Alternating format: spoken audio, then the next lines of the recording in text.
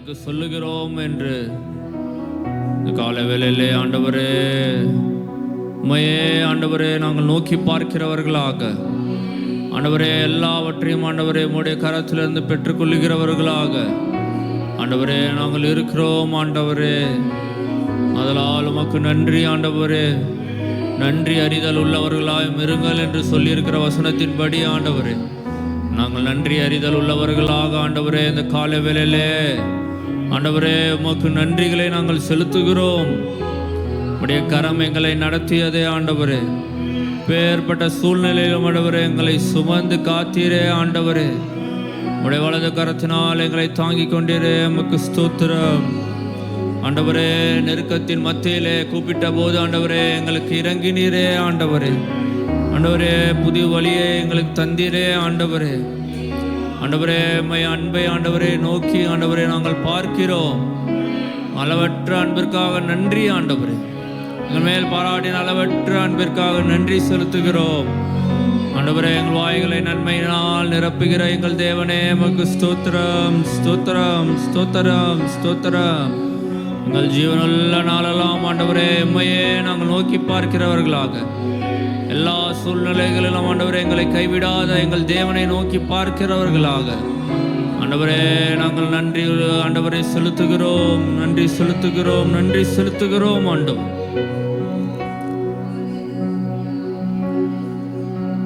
பாடலை நாம் எல்லாரும் சேர்ந்து பாடும். நன்றியால் பாடுவேன், நாள்தோறும் பாடிடுவேன்.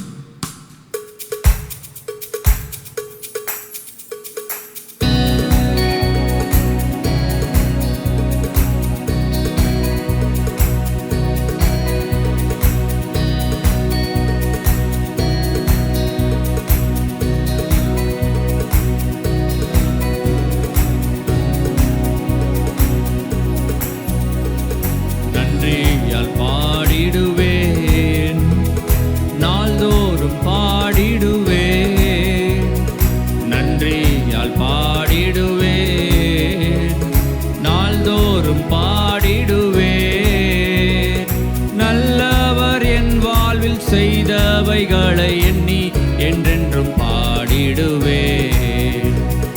நல்லவர் என் வாழ்வில் செய்தவைகளை எண்ணி என்றென்றும் பாடிடுவேன். கடந்திட்ட நாட்களில் உம் கரமே என்னை கிருபையால் நடத்தியதே. கலக்கங்கள் நெருக்கங்கள் சூழ்ந்திட்டது, கர்த்தாவே சுமந்திட்டீரே. கடந்திட்ட நாட்களில் உம் கரமே என்னை கிருபையால் நடத்தியதே. கலக்கங்கள் நெருக்கங்கள் சூழ்ந்திட்டது, கர்த்தாவே சுமந்திட்டீரே. களிப்புடன் உம்மை ஸ்தோத்தரிப்பேன், என்றும் கர்த்தாவும் மன்னினையே. களிப்புடன் உம்மை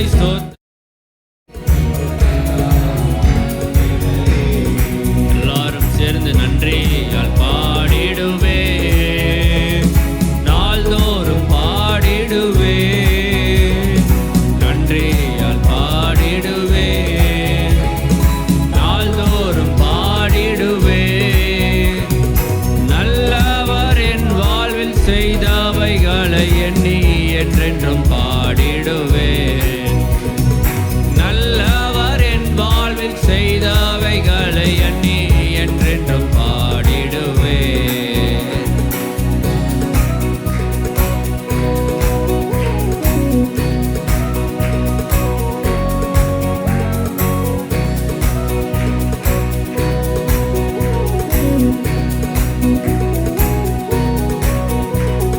நெருக்கங்கள் மத்தியில் அழைத்த போது உருக்கமாய் இறங்கினீரே.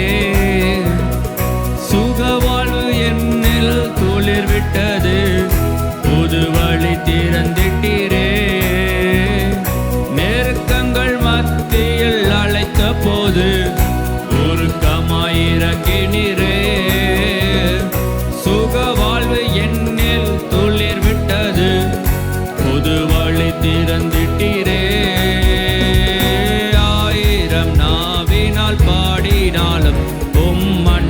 அன்பிற்கு ஈடாகாதே.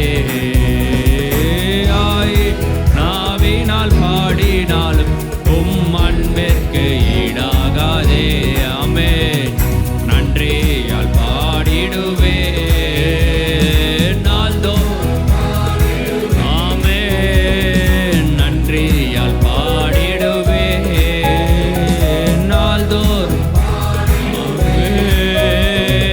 நல்லவர் என் வாழ்வில் செய்தவைகளை எண்ணி என்றென்றும் பாடிடுவே. நல்லவர் என் வாழ்வில் செய்தவைகளை எண்ணி என்றென்றும் பாடிடுவே. நன்மையால் என் வாயை நிறத்திட்டீரே என்றென்றும் பாடிடுவேன்.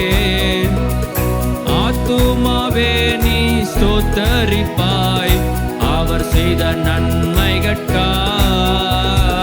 நன்மையால் என் வாய் நிறைத்திட்டீரே என்றென்றும் பாடிடுவேன். ஆத்துமாவே ஆமென். ஆமென். ஜீவிய நாள் எல்லாம் உம் புகழ் பாடி நின் பாதம் வந்திடுவேன். ஜீவிய நாள் எல்லாம் உம் புகழ் பாடி நின் பாதம் வந்திடுவேன். நன்றியால் ஆமென். நாள்தோறும் பாடிடுவேன். நன்றியால் பாடிடுவேன். ஆமென். நாள்தோறும் சொல்வோமா? நல்லவர் என் வாழ்வில் செய்தவைகளை எண்ணி என்றென்றும் பாடிடுவேன். நல்லவர் என் வாழ்வில் செய்தவைகளை எண்ணி என்றென்றும் பாடி. மறுபடியும் நன்றியால் பாடிடுவேன். எல்லாரும் சேர்ந்து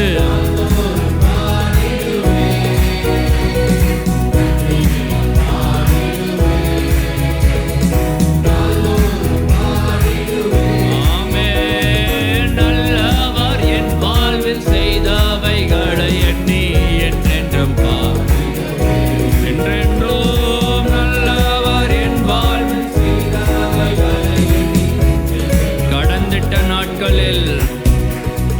கடந்திட்ட நாட்கள் உம் கரமே என்னை கிருபையால் நடத்தியதே. கலக்கங்கள் நெருக்கங்கள் சூழ்ந்திட்டது கர்த்தாவே சுமந்திட்டீரே. கடந்திட்ட நாட்கள் உம் கரமே என்னை கிருபையால் நடத்தியதே. ஆமென். கலக்கங்கள் நெருக்கங்கள் சூழ்ந்திட்டது கர்த்தாவே சுமந்திட்டீரே. களிப்புடன் உம்மை ஸ்தோத்தரிப்பேன் என்றும் கர்த்தாவும் அன்பினையே. களிப்புடன் உம்மை ஸ்தோத்தரிப்பேன். ஆமென். நன்றியால் பாடிடுவே நாள்தோறும் எத்தனை பேர் சொல்ல முடியும்? நன்றியால் பாடிடுவே நாள்தோறும் பாடிடும் என்னாலும் ஆண்டவரே.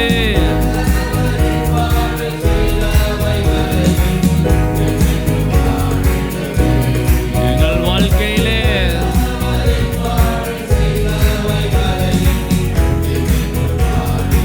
நெருக்கங்கள்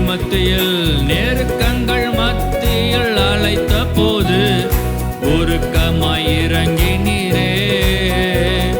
சுக வாழ்வு என்னில் துளிர் விட்டது புது வழி திறந்திட்டீரே.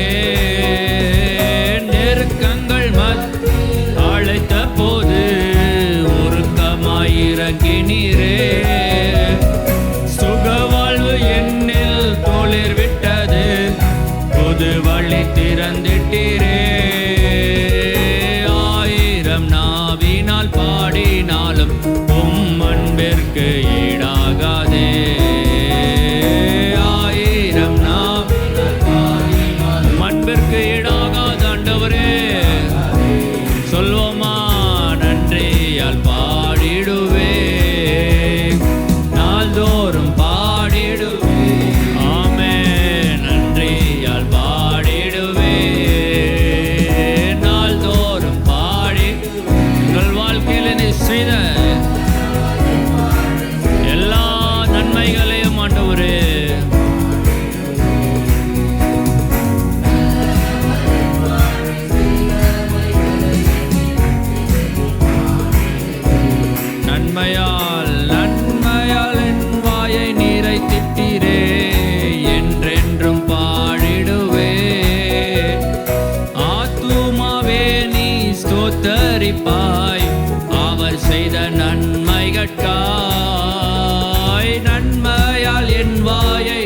வைத்திட்டீரே, என்றென்றும் பாடிடுவேன். ஆத்துமாவே ஸ்தோத்தரிப்பாய், அவர் செய்த நன்மைகட்காய். ஜீவிய நாள் எல்லாம் உம் புகழ் பாடி நின் பாதம் வந்திடுவே. ஜீவிய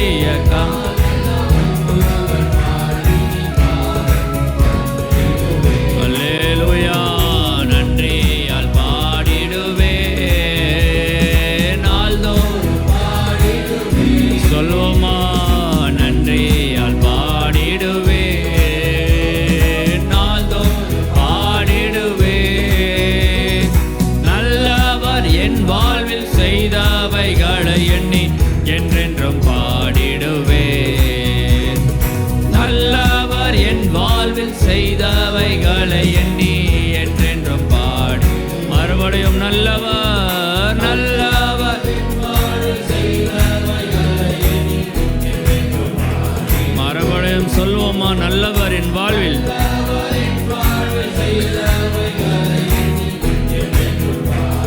நன்றியால் பாடிடுவே, நன்றியால் பாடிடுவே. நாள்தோறும் பாடிடுவே, நன்றியால் பாடிடுவே.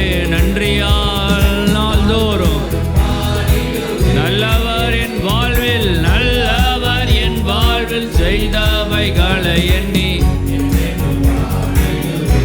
ஆமே, நல்லவர் என் வாழ்வில் செய்தவைகளை எண்ணி என்றென்றும் பாடிடுவே.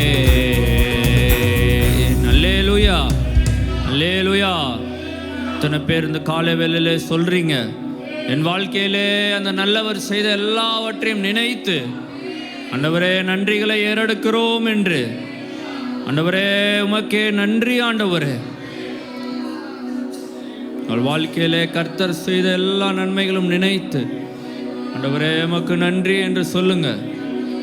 உமக்கே நன்றி செலுத்துகிறோம் ஆண்டவரே. உங்கள் வாய்களை திறந்து ஆண்டவரே நன்றி பலிகளை செலுத்துகிறோம். இம்மட்டும் நடத்தி வந்த எபினேசரே உமக்கு ஸ்தோத்திரம். உங்களை ஆண்டவரே கண்மலை போல பாதுகாத்த ஆண்டவரே, எங்கள் கரங்களை பிடித்து வழி நடத்தின எங்கள் தேவனே உமக்கு நன்றி ஆண்டவரே, உமக்கு நன்றி என்று சொல்லுவோமா?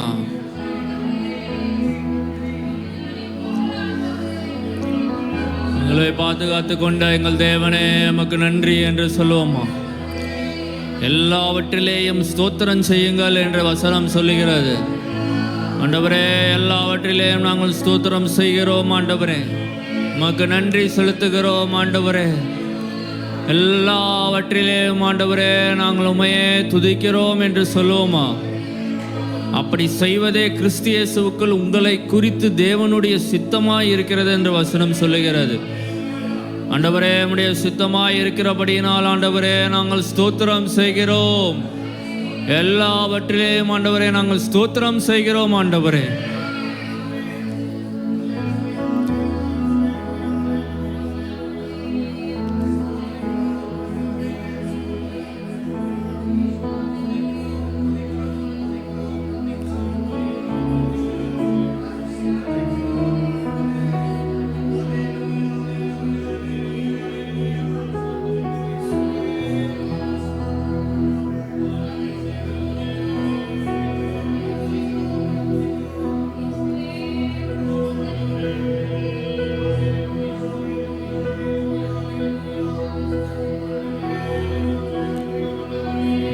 இடைவிடா நன்றி உமக்குத்தானே, இணையில்லா தேவன் உமக்குத்தானே.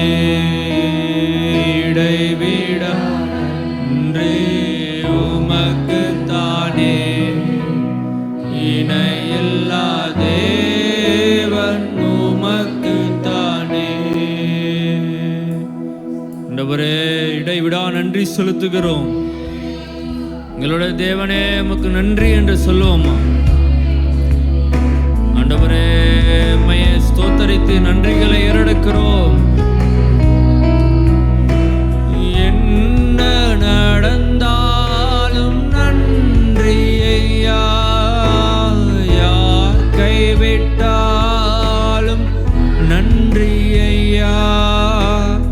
என்ன நடந்தாலும் நீர் எங்களோடு கூட இருக்கிறபடினால் எங்களுக்கு ஆண்டவரே ஒரு கவலை இல்லை ஆண்டவரே. இடைவிடா நன்றி உமக்கு தானே, இணையில்லா தேவன் உமக்கு தானே. இணையில்லா நன்றி உமக்கு தானே, இணையில்லா தேவன் உமக்கு தானே.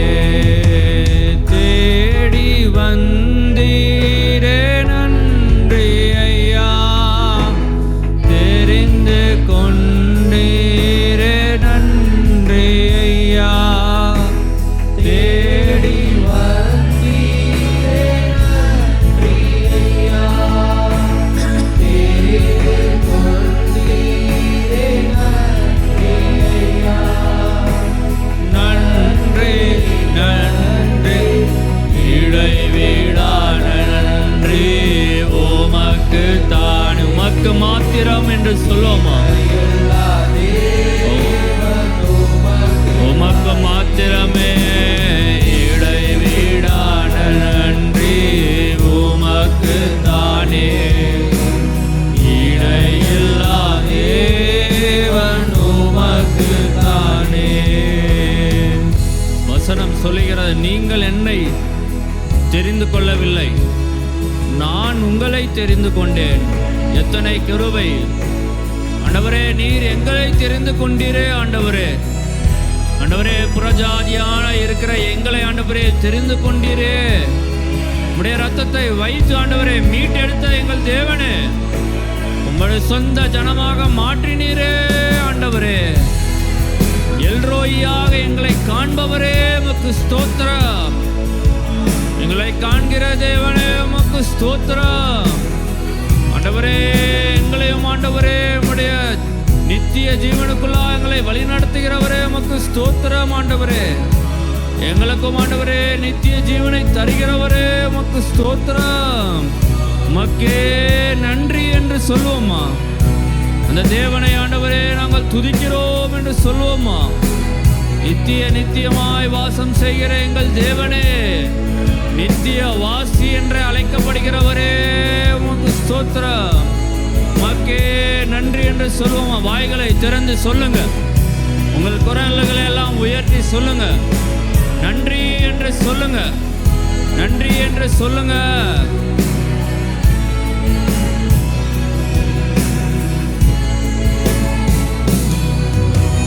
தேடி வந்தீரே நன்றி ஐயா, தேடி கொண்டீரே நன்றி ஐயா.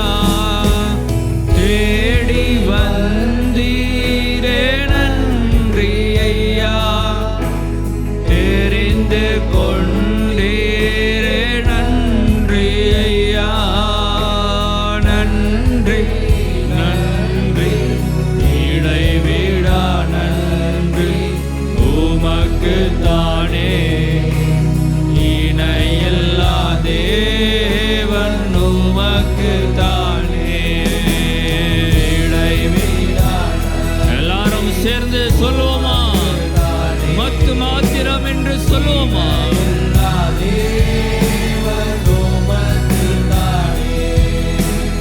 என்னை கண்டீரே நன்றி ஐயா, கண்ணீர் துடைத்தீரே நன்றி ஐயா. எங்களை காண்பவரே ஆண்டவரே, கண்ணீர் துடைத்தீரே நன்றி ஐயா. நன்றி நன்றி இடைவிடா நன்றி உமக்கு தானே, இணையில்லா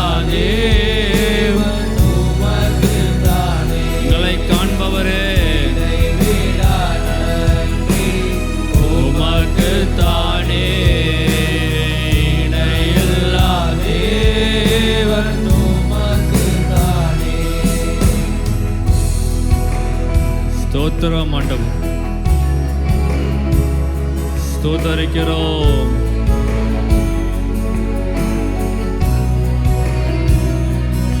வசனம் சொல்லுகிறது, அநாதி தேவனே உனக்கு அடைக்கலம், அவருடைய நித்திய புயங்கள் உனக்கு ஆதாரம். அவர் எனக்கு முன்னின்று சத்துருக்களை துரத்தி அவர்களை அழித்து போடு என்று கட்டளையிடுவார். அல்லேலூயா. சத்துருவான சாத்தானை எங்களுக்கு முன்னின்று துரத்தி விடுகிறார் எங்கள் தேவனே. உமக்கு நன்றி ஆண்டவரே. நீரே எங்களுக்கு அடைக்கலமா இருக்கிறீரே ஆண்டவரே. யார் கைவிட்டாலும் ஆண்டவரே எங்களுக்கு நீர் அடைக்கலமா இருக்கிறீரே. உமக்கு நன்றி. உடைய நித்திய புயங்கள் எங்களுக்கு ஆதாரமா இருக்கிறபடினால் நாங்கள் இந்த கால வேளையிலே ஆண்டவரே நன்றிகளை ஏறெடுக்கிறோம் என்று சொல்லுங்க. ஆண்டவரே நீரே எங்களை அடைக்கலமான தேவன் ஆண்டவரே. நீரே எங்களுடைய ஆதாரமான தேவன் ஆண்டவரே. ஆண்டவரே எங்களை எதிர்க்கும் சாத்தானின் கையிலிருந்து ஆண்டவரே எங்களை ஆண்டவரே காப்பாற்றி ஆண்டவரே சாத்தானை துரத்துகிற எங்கள் தேவனே உமக்கு ஸ்தோத்திரம். உமக்கே நன்றிகளை ஏறெடுக்கிறோம் என்று சொல்லுவோமா? அநாதி தேவனே நன்றி ஐயா, அரசாலும் தெய்வமே நன்றி ஐயா. அநாதி தேவனே நன்றி ஐயா, நித்திய நித்தியமாய் அரசாளுகிற எங்கள் தேவனே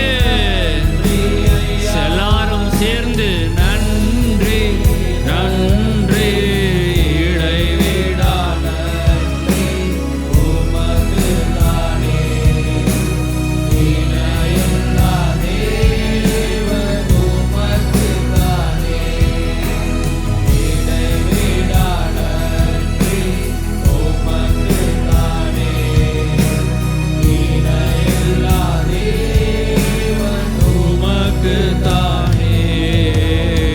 அல்லேலூயா அல்லேலூயா அல்லேலூயா. ஆண்டவரே உமக்கே ஸ்தோத்திரங்களை ஏறெடுக்கிறோம் ஆண்டவரே, நன்றிகளை ஏறெடுக்கிறோம் ஆண்டவரே. அநாதி தேவனே உமக்கு நன்றி என்று சொல்லுவோமா? வேத வசனத்திற்கு நேராக நம்முடைய கவனத்தை கொண்டு வருவோம். ஓசியா தீர்க்கதரிசியின் புஸ்தகம் 14ஆம் அதிகாரம் 5வது வசனம். இஸ்ரவேலுக்கு பனியைப் போல் இருப்பேன், அவன் லீலி புஷ்பத்தைப் போல் மலர்வான், லீபனோனைப் போல் வேரூன்றி நிற்பான். நான் இஸ்ரவேலுக்கு எப்படி இருப்பேன்? பனியைப் போல இருப்பேன். கர்த்தர் எப்பொழுது நமக்கு பனியைப் போல காணப்படுகிறாராம்? நாம் இன்ட்ரோவாக கிட்டத்தட்ட ஒரு 6-7 வாரங்களிலே நாம் தியானித்தது நினைவில் இருக்கும் என்று கர்த்தருக்குள் நம்புகிறேன். நாம் அவர் பக்கமாக திரும்பினால் நம்முடைய வளர்ச்சியிலே, நம்முடைய அலங்காரத்திலே, நாம் கொண்டிருக்கிற பலத்திலே, நமக்கென்று வைத்திருக்கிற தகுதி மதிப்பு ஆகியவற்றிலே, நிறைவான மகிழ்ச்சியிலே நம்மை பூரணமாக அவர் சீர்படுத்துவார் என்று பல காரியங்களை தியானித்தோம். தொடர்ந்து இந்த நாளிலும் கூட கர்த்தர் நம் ஒவ்வொருவருக்கும் அவர் பக்கமாக திரும்பினால் பனியை போன்றவராக காணப்படுகிறாராம். வாசிக்கலாம். ஓசியா 14ஆம் அதிகாரம் 1 வசனத்தை வாசிக்கலாம். இஸ்ரவேலே, உன் தேவனாகிய கர்த்தரிடத்தில் திரும்பு. உன் தேவனாகிய கர்த்தரிடத்தில் திரும்பு. நீ என்ன பண்ணிட்ட? விழுந்துட்ட. எப்படி விழுந்தாய்? உன் அக்கிரமத்தினால் விழுந்தாய். எரேமியா 4ஆம் அதிகாரம் 1 வசனத்தை வாசிக்கலாம். இஸ்ரவேலே, நீ திரும்புகிறதற்கு மனதா இருந்தால் தீர்க்கன் எரேமியாவை கொண்டும் இஸ்ரவேலே என்றுதான் அழைக்கிற கர்த்தர், இஸ்ரவேலே நீ திரும்புகிறதற்கு மனதாயிருந்தால், உனக்கு மனசு இருக்குதா திரும்புகிறதற்கு? அப்படின்னா நீ எங்க திரும்பு? என்னிடத்திலே திரும்பு என்று யார் சொல்லுகிறது? கர்த்தர் சொல்லுகிறார். எப்படி திரும்ப வேண்டுமாம்? நீ உன் அருவருப்புகளை நம்முடைய வாழ்க்கையிலே சில அருவருப்புகள் ஆங்காங்கே ஒளிந்து கொண்டிருக்கின்றன, மறைந்திருக்கின்றன. அந்த அருவருப்புகளை என் பார்வையினின்று கர்த்தர் பார்வையிலிருந்து நாம் என்ன செய்ய வேண்டும்? அகற்றிவிட்டால் அதுதான் திரும்புகிறதற்கு சமம். திரும்புவது என்றால் ஆவியானவர் தெளிவாக நமக்கு வேதத்திலே எழுதி வைத்திருக்கிறார். நீ உன் அருவருப்புகளை என் பார்வையிலிருந்து அகற்றிவிட்டால் நீ என்ன செய்வதில்லை? அலைந்து திரிவதில்லை. நீ அலைய போறதும் இல்லை. அலைவதினால் ஏற்படுகிற அந்த திரிந்து வாழ்கிற ஒரு வாழ்க்கையும் உனக்கு ஏற்படுவது இல்லை என்று கர்த்தர் தெளிவாக நம்மோடு இடைப்பட்டு கொண்டிருக்கிறார். உபாகமம் 4வது அதிகாரம் 30வது வசனத்தினுடைய பின்பகுதியை வாசிக்கலாம். உபாகமம் 4:30 பின்பகுதி. உன் தேவனாகிய கர்த்தரிடத்தில் திரும்பி அவர் சத்தத்திற்கு கீழ்ப்படிவாய். கடைசி நாட்களில் உன் தேவனாகிய கர்த்தரிடத்திலே நாம் என்ன செய்ய வேண்டுமாம்? திரும்ப வேண்டுமாம். சும்மா சும்மா திரும்புன்றீங்களே, கர்த்தர் அதைத்தான் வேதத்திலே எழுதி வைத்திருக்கிறார். அவர் சொல்லுகிறதைத்தானே நாமும் தியானிக்க முடியும். அப்பொழுதுதானே கர்த்தர் நம்முடைய வாழ்க்கையிலே பனியை போன்று நம்முடைய ஜீவியங்களை குளிர்விக்கிற தேவனாயிருக்கிறார். கடைசி நாட்களில் இப்போ நம்ம எல்லாருடைய வாயிலிருந்து வர்ற ஸ்டேட்மெண்ட் அதான், இது காலம் கடைசி ஆகிவிட்டது, நம்ம கடைசி காலத்திலே வாழ்ந்து கொண்டிருக்கிறோம். கர்த்தரும் சொல்லுகிறார், கடைசி நாட்களில் வந்துட்டோன்னு தெரியுதே மனுக்குலமே, உன் தேவனாகிய கர்த்தரிடத்திலே நீ என்ன செய்? திரும்பி என்ன பண்ண வேண்டும்? அவர் சத்தத்திற்கு கீழ்ப்படிவாயானால் அவர் நமக்கு பனியை போல காணப்படுகிறார். 2 ராஜாக்களின் புஸ்தகம் 17ஆம் அதிகாரம் 13வது வசனத்திற்கு நம்முடைய சிந்தையை கொண்டு வருவோம். 2 ராஜாக்கள் 17:13. நீங்கள் உங்கள் பொல்லாத வழிகளை விட்டு திரும்பி நான் உங்கள் பிதாக்களுக்கு கட்டளையிட்டதும் என் ஊழியக்காரராகிய தீர்க்கதரிசிகளை கொண்டு உங்களுக்கு சொல்லி அனுப்பினதுமான நியாயப்பிரமாணத்தின்படி எல்லாம் என் கற்பனைகளையும் என் கட்டளைகளையும் கை கொள்ளுங்கள் என்று கர்த்தர் தீர்க்கதரிசியின் ஞான சிருஷ்டிக்கார எல்லாரையும் கொண்டு இஸ்ரவேலுக்கும் யூதாவுக்கும் திடசாட்சியாய் எச்சரித்து கொண்டிருந்தோம். பாருங்க, நீங்கள் உங்கள் பொல்லாத வழிகளை விட்டு திரும்புங்க, நான் உங்கள் பிதாக்களுக்கு கட்டளையிட்டதும் என்னுடைய ஊழியக்காரராகிய தீர்க்கதரிசிகளை கொண்டு உங்களுக்கு தொடர்ந்து சொல்லிக்கொண்டே இருக்கிறேன். என் நியாய பிரமாணத்தின்படி எல்லாம் என் கற்பனைகளை, என் கட்டளைகளை, என் நியமங்களை, என் பிரமாணங்களை கை கொள்ளுங்கள் என்று நான் திட சாட்சியாய் இஸ்ரவேலுக்கு எச்சரித்து கொண்டே தான் இருக்கிறேன். ஆனால் அவர்கள் என்ன செய்கிறதில்லை? செவி கொடுக்கிறதும் இல்லை. கடின கழுத்துள்ள இருதயம் உள்ளவர்களாக தங்கள் கழுத்துகளை, இருதயங்களை கடினப்படுத்துகிற நிலைமையை கர்த்தர் அங்கே சுட்டி காட்டுகிறார். ஓசியா 12ஆம் அதிகாரம் 6வது வசனம். ஓசியா 12:6. வார்த்தையை நீ உன் தேவனிடத்தில் திரும்பு, தயவையும் நியாயத்தையும் கை கொண்டு இடைவிடாமல் உன் தேவனை நம்பிக்கொண்டிரு. கர்த்தர் இங்கேயும் சொல்லுகிறார்,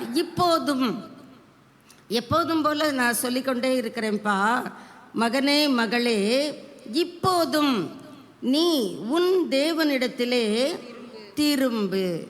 இப்படியாக நாம் திரும்பும் பொழுது, நம்முடைய வாழ்க்கையிலே காணப்படுகிற அருவருப்புகளை நம்மை விட்டு அகற்றும் பொழுது, கர்த்தருடைய சத்தத்திற்கு கீழ்ப்படிந்து நடப்பதற்காக அவர் பக்கமாக திரும்பும் பொழுது கர்த்தர் சொல்லுகிறார், ஓசியா 14:5 நான் உனக்கு பனியைப் போல இருப்பேன். பனி என்றால் என்ன? எது பனி? இந்த பனியினுடைய குணநலன்களை வேதாகம வெளிச்சத்திலே நாம் பார்ப்பது நமக்கு பிரயோஜனமாயிருக்கும். பனி கர்த்தருடைய கரத்திலிருந்து வருகிற ஆசீர்வாதங்களை நம்மை புதுப்பிக்கிற காரியங்களை, ஆசீர்வாதம்னா நமக்குன்னு ஒரு ஃப்ரேம் போட்டு சில காரியங்களை வைத்திருப்போம், அதையும் நீங்கள் எடுத்துக்கொள்ளலாம். அது மாத்திரமல்ல, நாம் துவண்டு போய், சோர்ந்து போய், களைத்து போய், ஆவியிலே மனம் பேதலித்தவர்களாக தேவ சமூகத்திலே ஒருவேளை அமர்ந்திருக்கலாம். கர்த்தர் சொல்லுகிறார், நான் உன்னை ரெஃப்ரெஷ் பண்ணுறதுக்கு தான் வந்திருக்கிறேன், உன்னை புதுப்பிக்கிறதற்காக, உன்னை சீர்படுத்துவதற்காக நான் உனக்கு எப்படி இருக்கிறேன்? பனியைப் போல இருக்கிறேன். இந்த பனி எது? தேவனிடத்திலிருந்து நமக்கு வருகிற கிருபை, தேவனிடத்திலிருந்து வருகிற அவருடைய உண்மையான அன்பு. அப்போ பொய்யான அன்பு ஒன்று உண்டா? நம்முடைய வாழ்க்கையிலே நாம் பார்க்க முடியும். ஒரு சிலரை தான் நாம் முழு மனதோடு நேசிக்க நம்மளால் முடியும். சிலரை நாம் என்ன செய்வோம்? வெளி தோற்றத்திலே பழகுவது போல வைத்து கொள்ளுவோம், உள்ளத்திற்குள்ளே கசமுச என்று தான் காணப்படுவோம். அப்படிப்பட்ட அன்பை கர்த்தர் அங்கே சொல்லவில்லை. உண்மையாகவே நீ அருவருப்புகளோட வாழ்ந்து கொண்டிருக்கலாம், நான் திட சாட்சியாய் உனக்கு எச்சரித்து கொண்டே தான் இருக்கிறேன், ஆனால் நீயோ உன் கழுத்தை கடினப்படுத்தி கொண்டு இருக்கலாம், ஆனாலும் என்னுடைய உண்மையான அன்பு உனக்கு எப்பொழுதுமே உண்டு. கர்த்தருக்கு அல்லேலூயா சொல்லலாமே. அப்போ அதனால நாம் துணிகரமாய் பாவம் செய்யலாமோ?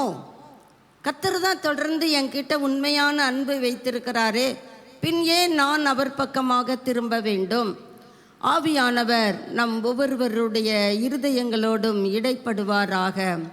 பனி என்பது டிவைன் ஃபேவர். நம்முடைய வாழ்க்கையிலே சீரழிந்து கிடக்கிற பகுதிகள் அநேகம். உலகத்திற்கு அடுத்த காரியங்களை எடுத்துக்கொள்ளலாம். சீரழிந்து போய்கொண்டிருக்கிற சில காரியங்கள் நமக்கே தெரியும். ஆவிக்குரிய காரியங்களிலும் சில பல பகுதிகள் சீரழிந்து கொண்டிருக்கின்றன, சீரழிவை நோக்கி போய்கொண்டிருக்கின்றன, முற்றுமாக டேமேஜ் ஆக சீரழிந்த நிலைமையிலே காணப்படுகிறன. இந்த காரியங்களை மேம்படுத்துவதற்காக கர்த்தருடைய பணி நமக்கு சூழ்ந்திருக்கிறதாக கர்த்தர் உரைக்கிறார். இந்த பணி நமக்கு வேண்டும் தானே? நம்முடைய வாழ்க்கையில் எத்தனையோ பகுதிகள் சீரழிந்து கொண்டு தானே இருக்கின்றன. வெளித்தோற்றத்திலே சமாதானமாக இருப்பது போன்ற பாவனை, ஆனால் உள்ளுக்குள்ளே மன அமைதி இழந்தவர்களாக, சஞ்சலம் உற்றவர்களாக, வாழ்க்கையினுடைய அந்த இனிமையை ரசிப்பதற்கு நம்மால் இயலாதவர்களாக காணப்படுகிறோமே. அந்த சீரழிந்த காரியங்களை கர்த்தர் என்ன செய்கிறார்? மேம்படுத்துகிறார். தம்முடைய பணியை நமக்கு கொடுத்து அவரே பணியாகவே நம்முடைய ஜீவியத்தின் பகுதிகளிலே காணப்பட்டு நம்மை என்ன செய்கிறார்? இவ்வுலக காரியங்களிலே மாத்திரமல்ல, ஆவிக்குரிய காரியங்களிலும் நம்மை மேம்படுத்துவதற்காகத்தான் சொல்லுகிறார், நான் உனக்கு பனியைப் போல இருப்பேன்.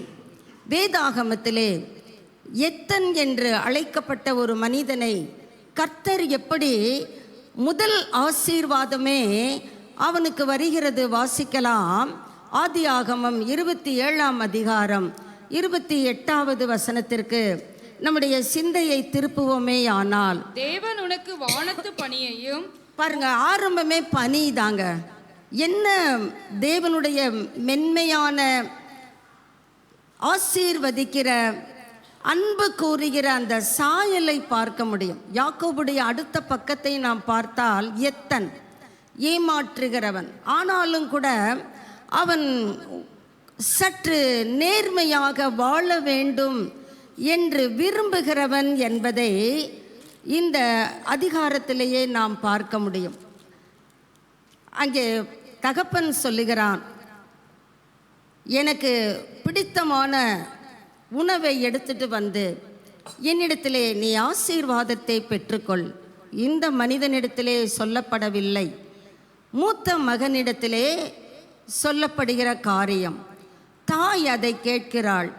கர்ப்பத்தில் இருக்கும்போதே கர்த்தர் சொல்லிட்டாரு, 2வது பையன்தான் கர்த்தரால் தெரிந்து கொள்ளப்பட்ட பையன்.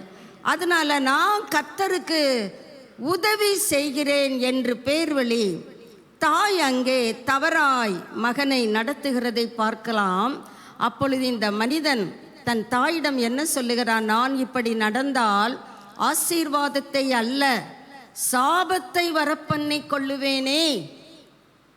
தாய் பதில் கொடுக்குறாங்க, அந்த சாபம் எம்மேல வரட்டும். அவங்களுக்கு ஒரு கான்ஃபிடென்ட், என்ன ஒரு நம்பிக்கை என்றால், கர்த்தர் எனக்கு கர்ப்பத்தில் இருக்கும்போதே சொல்லிட்டாரு. நான் போய் கர்த்தரிடத்தில் விசாரித்தேன், எல்லாம் எனக்கு தெளிவாக சொல்லிட்டார். நான் அவருக்கு சப்போர்ட்டிவாக தான் நான் செய்கிறேன், நான் நல்லதைத்தான் செய்கிறேன். அதனால் துணிந்து தன்னுடைய மகனிடம் சொல்கிறாங்க, அந்த சாபம் என் மேல் வரட்டும், நான் சொல்கிறத நீ கேளு. இன்னைக்கு அநேக சகோதரிகள் தங்கள் பிள்ளைங்கக்கிட்ட அப்படி தானே சொல்கிறாங்க, நான் சொல்கிறத நீ கேளு, என் சொல்லை மாத்திரம் கேளு, நான் என்ன சொல்கிறனோ அதைத்தான் நீ கேட்கணும். ரெபேக்காள் நமக்கு ஒரு முன் உதாரணம். அப்படி அந்த தாய் கற்றுக் கொடுத்த பாதையிலே போன அந்த மனிதனுக்கும் கூட கர்த்தர் அங்கே ஒரு பனியை போன்ற ஒரு நன்மையை கட்டளையிடுகிறதை பார்க்க முடிகிறது. இப்பொழுது அப்படியே 28க்கு வந்து விடலாம். ரெபெக்காள் செய்தது சரி என்று வேதம் ஆமோதிக்கவில்லை. ஆனால் அந்த அம்மா நினச்சிக்கிட்டாங்க, நான் கர்த்தருக்கு துணை செய்கிறேன், உதவி செய்கிறேன். ரெபெக்காள்கள் அதை மனதிலே யோசிக்க வேண்டும். நம்ம கர்த்தருக்கு உதவி செய்யக்கூடாது, கர்த்தர் தான் நமக்கு உதவி செய்யணும். நம்ம கர்த்தருக்கு உதவி செய்கிற அளவுக்கு அவர் கையால் ஆகாத தெய்வம் அல்ல. அவர்தான் நமக்கு உதவி செய்ய வேண்டிய அவல நிலைமையிலே வாழ்ந்து கொண்டிருக்கிறோம். நம்ம போய் கர்த்தருக்கு நான் ஹெல்ப் பண்ணுறேன், நான் சொல்கிறத கேட்டாலே போதும் என்பது தான் கர்த்தர் உங்களையும் என்னையும் கொண்டிருக்கிற சித்தம், திட்டம், தீர்மானம். அதில் தவறி விடுவோம். இந்த மாதிரியான காரியங்களிலே நாம் கர்த்தருக்கு நான் உதவியாக இருக்கிறேன் என்று தவறான போதனைகளை கொடுக்கிற ரெபெக்காள்கள் இந்த காரியங்களை அறிந்து தங்களை சீர்படுத்தி கொண்டால் அவர்களுக்கும் கூட கர்த்தர் சொல்லுகிறார், பனியை போல இருப்பேன். இப்பொழுது 28க்கு வந்து விடலாம். துவக்கமே பாருங்க, வானத்து பனி பூமியின் கொழுமையை கொடுத்து. இன்னைக்கு நமக்கு எதுக்குங்க அதிகமாக உழைக்கிறோம், பிரயாசப்படுகிறோம்? மிகுந்த தானியம், அப்படித்தானே, மிகுந்த திராட்சை ரசம். ஆனால் ஆண்டவர் சொல்றாரு, நான் உனக்கு வானத்து பனியை போல இருப்பேன். அப்போ எத்தனை போல நம்முடைய ஜீவியம் காணப்பட்டாலும் கர்த்தர் வானத்து பனியினால் நம்மை நிறைத்து விடுவாரோ? நாம் கர்த்தருக்கு நேராக நம்மை திருப்பும் பொழுது, இந்த யாக்கோபு சற்று பயப்படுகிறான். நான் இப்படி நடந்தால் சாபத்தை அல்லவா நான் வாங்கி கொள்ளுவேன். அம்மா நீ என்னம்மா சொல்ற? பரவாயில்ல, அந்த சாபம் என்கிட்ட வந்துடட்டும், நீ நான் சொல்றத மாத்திரம் கவனமாக செய். வானத்து பனியை தேவன் பக்கம் யாரெல்லாம் திரும்புகிறார்களோ, இதற்கு பிறகு இந்த மனிதனுடைய வாழ்க்கையின் காரியங்களை நீங்கள் உற்று பார்ப்பீர்களானால் இவன்தான் கர்த்தருக்கு நேராக திரும்புகிறான். நீங்கள் 28க்கு போய் பாருங்க. அவன் கர்த்தரோடு ஒரு உடன்படிக்கை செய்கிறான். நான் போயிட்டு திரும்ப வர்றது வரைக்கும் நீர் என்னை காத்து கொண்டால் நீர் எனக்கு தரும் எல்லாவற்றிலும் உமக்கு 1/10, 10/1 தசம பாகத்தை உமக்கு நான் செலுத்துவேன். அவை செலுத்தினானான்னு சொல்லி வேதத்திலே போடப்படவில்லை. ஆனால் தேவனோடு அவர் உடன்படிக்கை செய்து கொண்டான். எனக்கு நீ தேவையானதை தந்தால், கர்த்தர் இங்கே அதுக்கு முதல் அதிகாரத்திலேயே சொல்லிட்டாரு, உனக்கு வானத்து பனியையும் பூமியின் கொழுமையையும் கொடுக்கிற கர்த்தர். இந்த யாக்கோபினுடைய சுதந்திரத்தை குறித்து தான் ஏசாயா 58 13 14 நீங்கள் வாசித்து பார்த்தால் தெரியும். 14 அந்த வார்த்தையை வாசிக்கும் பொழுது, ஓய்வு நாட்களை சரியாய் கிரமமாய் நாம் ஆசரிப்போமேயானால் அங்கே கர்த்தர் சொல்லுகிறார், யாக்கோபுடைய சுதந்திரத்தால் உன்னை போஷிப்பேன். பனியை கொடுத்து, கொழுமையை கொடுத்து, மிகுந்த தானியத்தை கொடுத்து, ஃப்ரெஷ் அண்ட் நியூ வைன், மிகுந்த திராட்சை ரசத்தை கொடுத்து கர்த்தர் நம்ம என்ன செய்கிறார்? ஆசீர்வதிக்கிறார். பனியை போன்றவராக நமக்கு காணப்படுகிறார். உபாகமம் 33:13 வாசிக்கலாம். அங்கே ஒரு மனிதனை குறித்து ஆவியானவர் எழுதி வைத்திருக்கிறார். உபாகமம் 33:13. யோசேப்பை குறித்து, கர்த்தரால் அவனுடைய தேசம் ஆசீர்வதிக்கப்படுவதாக, அது வானத்தின் செல்வத்தினாலும் பனியினாலும் ஆழத்திலுள்ள நீரூற்றுகளினாலும். வாசிக்கலாம், தொடர்ந்து வாசிப்போம். சூரியன் பக்குவப்படுத்தும் அருமையான கனிகளாலும் சந்திரன் பக்குவப்படுத்தும் அருமையான அப்படியே 16 வரைக்கும் நீங்க நோட் பண்ணிக்கிட்டீங்கன்னா தெரியும். இந்த பனியினாலே ஏற்படுகிற காரியங்களை கர்த்தர் அங்கே பட்டியலிடுகிறார்.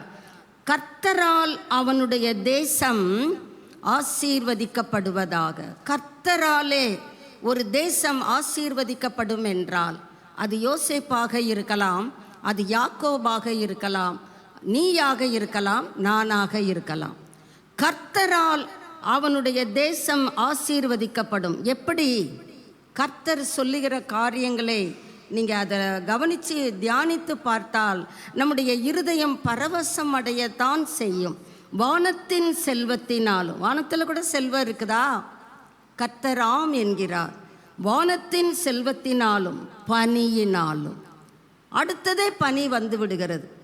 பனியினாலும் ஆழத்திலுள்ள நீரூற்றுகளினாலும், சூரியன் பக்குவப்படுத்தும். சூரியன் சில கனிகளை பக்குவப்படுத்துகிறது, சந்திரன் சில கனிகளை பக்குவப்படுத்துகிறது. அந்த அருமையான கனிகள், பலன்கள் யோசேப்பே உனக்கு உண்டு. ஆண்டவரிடத்திலே திரும்பும் பொழுது யாக்கோபே உனக்கு உண்டு. ஆதி பர்வதங்களில் உண்டாகும் திரவியங்களினாலும், நித்திய மலைகளில் பிறக்கும் அருமையான பொருட்களினாலும், நாடும் அதன் நிறைவும் கொடுக்கும் அருமையான, பாருங்க ஒவ்வொரு இதுலையும் வரும் பொழுது அருமை, ப்ரெஷியஸ், விலையுயர்ந்த, விலையேற பெற்ற அந்த பொருளை கொடுக்கிற, அந்த அர்த்தத்தை கொடுக்கிற வார்த்தை அருமையான. தானியங்களினாலும் ஒவ்வொருவராலும் உங்க தேசம் கர்த்தராலே இப்படி எல்லாம் ஆசீர்வதிக்கப்படும். இதுக்கு பேர் தாங்க பனி. நான் உனக்கு பனியை போல இருப்பேன். அடுத்த ஆண்டவர் எவ்வளவு தெளிவா சொல்றார் பாருங்க. முட்செடியில் எழுந்தருளினவரின் தயை. யாருங்க முட்செடியில் எழுந்தருளினது? அக்கினி மயமான தெய்வம் மோசேக்கு தம்மை எப்படி காண்பிக்கிறார்? முட்செடியில் எழுந்தருளினவராக. அவருடைய தயவு யோசேப்புடைய சிரசின் மேலும். உங்க தலையில தேவனுடைய ஆசீர்வாதங்கள் இருக்கிறதா என்று நீங்களே பரிசீலனை செய்து கொள்ளலாம். தன் சகோதரரில் விசேஷித்தவனுடைய உச்சந்தலையின் மேலும். இந்த யோசேப்பை கர்த்தர் அங்க ஆதியாகமம் 49 நீங்கள் வாசித்து பார்ப்பீர்களானால், அந்த தகப்பன் பிள்ளைகளை ஆசீர்வதிக்கும் பொழுது இந்த யோசேப்புக்கு சொல்லுகிற ஆசீர்வாதங்கள் மிக மிக நேர்த்தியான ஆசீர்வாதங்கள். இந்த உபாகமம் 33வது அதிகாரத்திலே பாஸ்டர் மோசே யோசேப்பை குறித்து ஆசீர்வதிக்கிறார். கர்த்தரால் ஆசீர்வதிக்கப்படுவதாக. இந்த யோசேப்பை குறித்து வேதம் சொல்லுகிறது, தன் சகோதரரில் விசேஷித்தவன். உங்களையும் என்னையும் தேவன் அவ்விதமாக தான் பார்க்கிறார். யோசேப்பை மாத்திரம் அப்படி விசேஷித்தவராக பார்க்கல. நம் ஒவ்வொருவருமே தேவனுடைய பார்வையிலே விசேஷித்தவர்களாக காணப்படுகிறோம். எப்படி? அவர் நமக்கு பனியை போன்றவராயிருக்கிறார். இன்னும் கொஞ்சம் யோபுக்கு வருவோம். 29ஆம் அதிகாரம் 19வது வசனம். யோபு 29:19. என் வேர் தண்ணீர்களின் ஓரமாய் படர்ந்தது, என் கிளையின் மேல் பனி ரா முழுவதும் தங்கி இருந்தது. பனி எங்க இருங்க, எந்த டைமுங்கள வரும்? ரா முழுவதும் தங்கி இருந்தது. இந்த பனியை போன்ற ஆவியானவர் நம்மோடு கூட தங்கி தாபரிக்கும்படியாக தான் சொல்லுகிறார். இதோ வாசற்படியிலே நின்று கதவை தட்டுகிறேன். நம் ஒவ்வொருவருடைய இதய கதவை தட்டி கொண்டுதான் இருக்கிறார். நாம் எத்தனை பேர் திறந்து அவரை உள்ளே வரவேற்கிறோமோ, அவர் உள்ளே வந்து என்ன செய்கிறார்? நம்மோடு போஜனம் செய்கிறார். நாமும் அவரோடு என்ன செய்யலாம்? அதுதான் ஃபெல்லோஷிப். நாம் தேவனோடு போஜனம் பண்ணுவதும் தேவன் நம்மோடு போஜனம் பண்ணுவதும் அதெல்லாம் நடக்கிற காரியமா? நீங்கள் அனுபவத்திலே நீங்கள் ருசித்து பார்ப்பதற்கு கர்த்தருக்கு சந்தர்ப்பம் கொடுத்து பாருங்க, வார்த்தை நிஜம் என்பதை கற்றுக்கொள்ளுவீர்கள். சகரியா 8ஆம் அதிகாரம் 12ஆம் வசனம். ரா முழுவதும் பனி நம்மக்கிட்ட தங்கி இருக்கும் என்றால் ஆசீர்வாதமும் நம்மோடு கூட தங்கி இருக்கும் தானே. சகரியா 8:12. விதைப்பு சமாதானம் உள்ளதா இருக்கும். விதைப்புவே எப்படி இருக்குதா? அங்க பீசபிளா இருக்குதா. நீ எந்த ஒரு காரியத்தை விதைக்கிறியோ அதை கர்த்தர் சொல்லுகிறார் சமாதானமாய் இருக்கும். அங்கே கலகங்களோ அமைதியற்ற சூழ்நிலைகளோ இல்லை. அந்த திராட்சை செடி என்ன தரும்? தன் கனியை தரும். திராட்சை செடியிலே முட்பழங்களை முட்பூண்டுகளை பறிக்க முடியுமா? திராட்சை பழம்தான் கிடைக்கும். தன் கனியை தரும். பூமி தன் பலனை தரும். வானம் தன் பனியை தரும். அதது காரியத்தை உன் வாழ்விலே கொடுக்க நான் கட்டளையிடுவேன் என்று கர்த்தருடைய ஆவியானவர் சொல்லுகிறார். கர்த்தர் சொல்லுகிறார்னு கூட சொல்லப்படலைங்க, கட்டளையிடுவேன். யாரு? இந்த ஜனத்தில் மீதியானவர்கள். இதை எல்லாம் நம்ம உபாகமத்தில் 33வது அதிகாரத்திலே 13லிருந்து 16 வரை வாசித்தோமே, அந்த ஆசீர்வாதங்கள். சகரியா 8ஆம் அதிகாரம் 12லே வாசிக்கிறோமே, அந்தந்த காரியங்கள் அந்தந்த கனிகளை கொடுக்கும். இதை எல்லாம் ஜனத்தில் மீதியானவர்கள். அப்போ ஒரு குரூப் என்னாகிறது? வடிகட்டப்படுகிறது, ஃபில்டர் ஆகிறது. நீங்கள் மீதியானவர்களிலே ஒருவராய் காணப்படுகிறீர்களா, அல்லது வடிகட்டின அந்த சக்கையை போன்ற மக்களிலே ஒருவராய் காணப்படுகிறீர்களா? அதை நீங்கள் வேத வசனத்தின் வெளிச்சத்திலே புரிந்து கொள்ளும் பொழுது ஒருவேளை நீங்கள் சொல்லலாம், நான் மீதியானவர்களின் பட்டியலிலே இருக்கிறேன். ஆண்டவர் சொல்லுகிறார், இதை எல்லாம் சுதந்தரிப்பதற்கு நான் சொல்லுவேன் சொல்லல, நான் கட்டளையிடுவேன் என்று கர்த்தர் சொல்லுகிறார். இந்த பணி எதை குறிப்பிடுகிறது? முதல்ல பார்த்தோம், கர்த்தர் நம்மோடு கூட தங்கி இருந்தால் ஆசீர்வாதங்கள் நன்மைகள் நமக்கு கிடைக்கும் என்று பார்த்தோம். அடுத்ததாக நாம் பார்க்கிறோம், இந்த டியூ, இந்த பணி தேவனுடைய முழு அதிகாரத்தையும் குறிப்பிடுகிறது.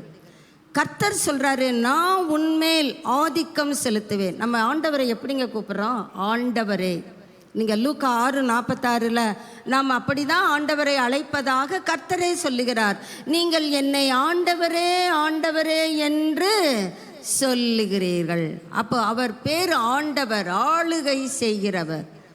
அது நிஜமாக உண்டா?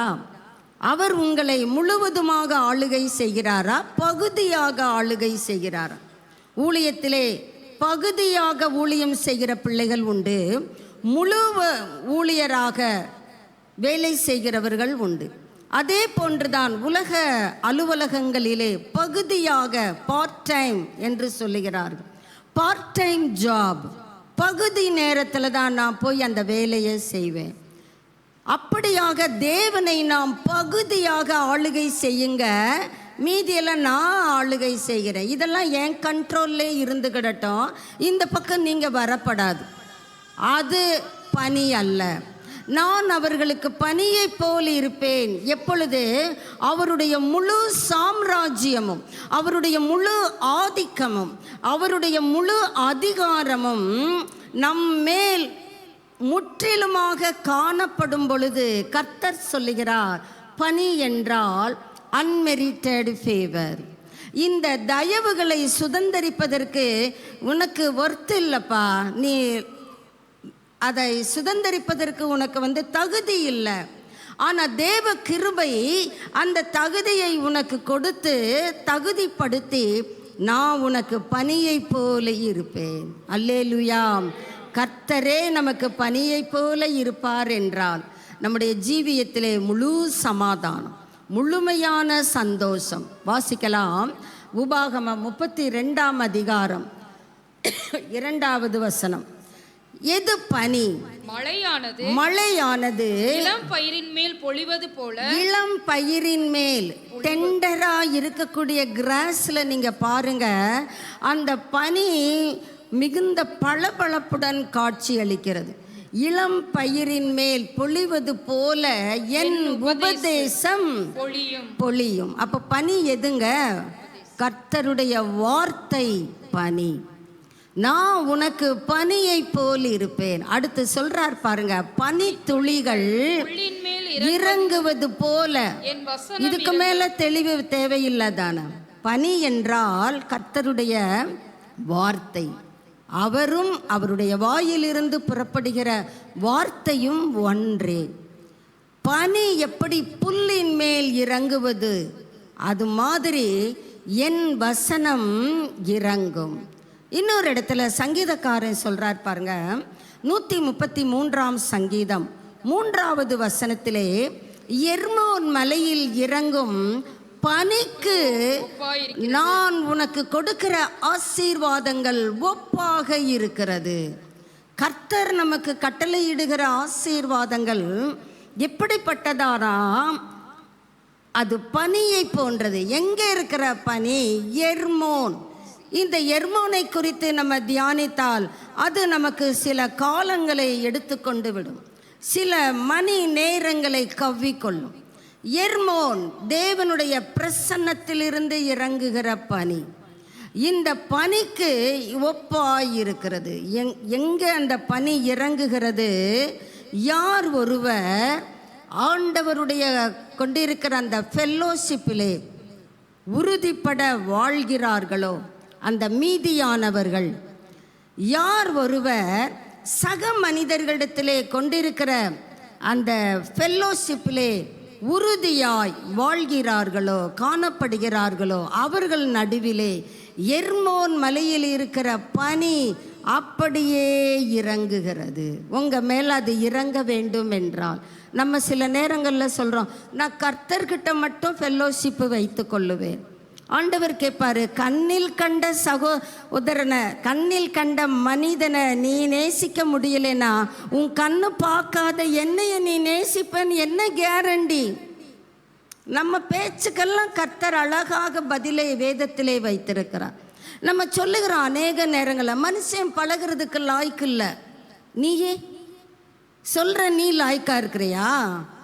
நாம் ஏதோ பெருசாக கரெக்டாக எல்லாத்துலேயும் பூரணமாய் வாழ்வது போல இவங்ககிட்டெல்லாம் பழக முடியாது, இவங்ககிட்டெல்லாம் பழக முடியாது. இப்போ கர்த்தர் நம்மக்கிட்ட கேட்குறாரு, நீ என்னை பார்த்துக்கிட்டேவா இருக்கிற, ஆனால் என்னை நம்புகிறாய் தானே? அப்போ என்னைய பார்க்காத என்னிடத்துல நீ how can you love me?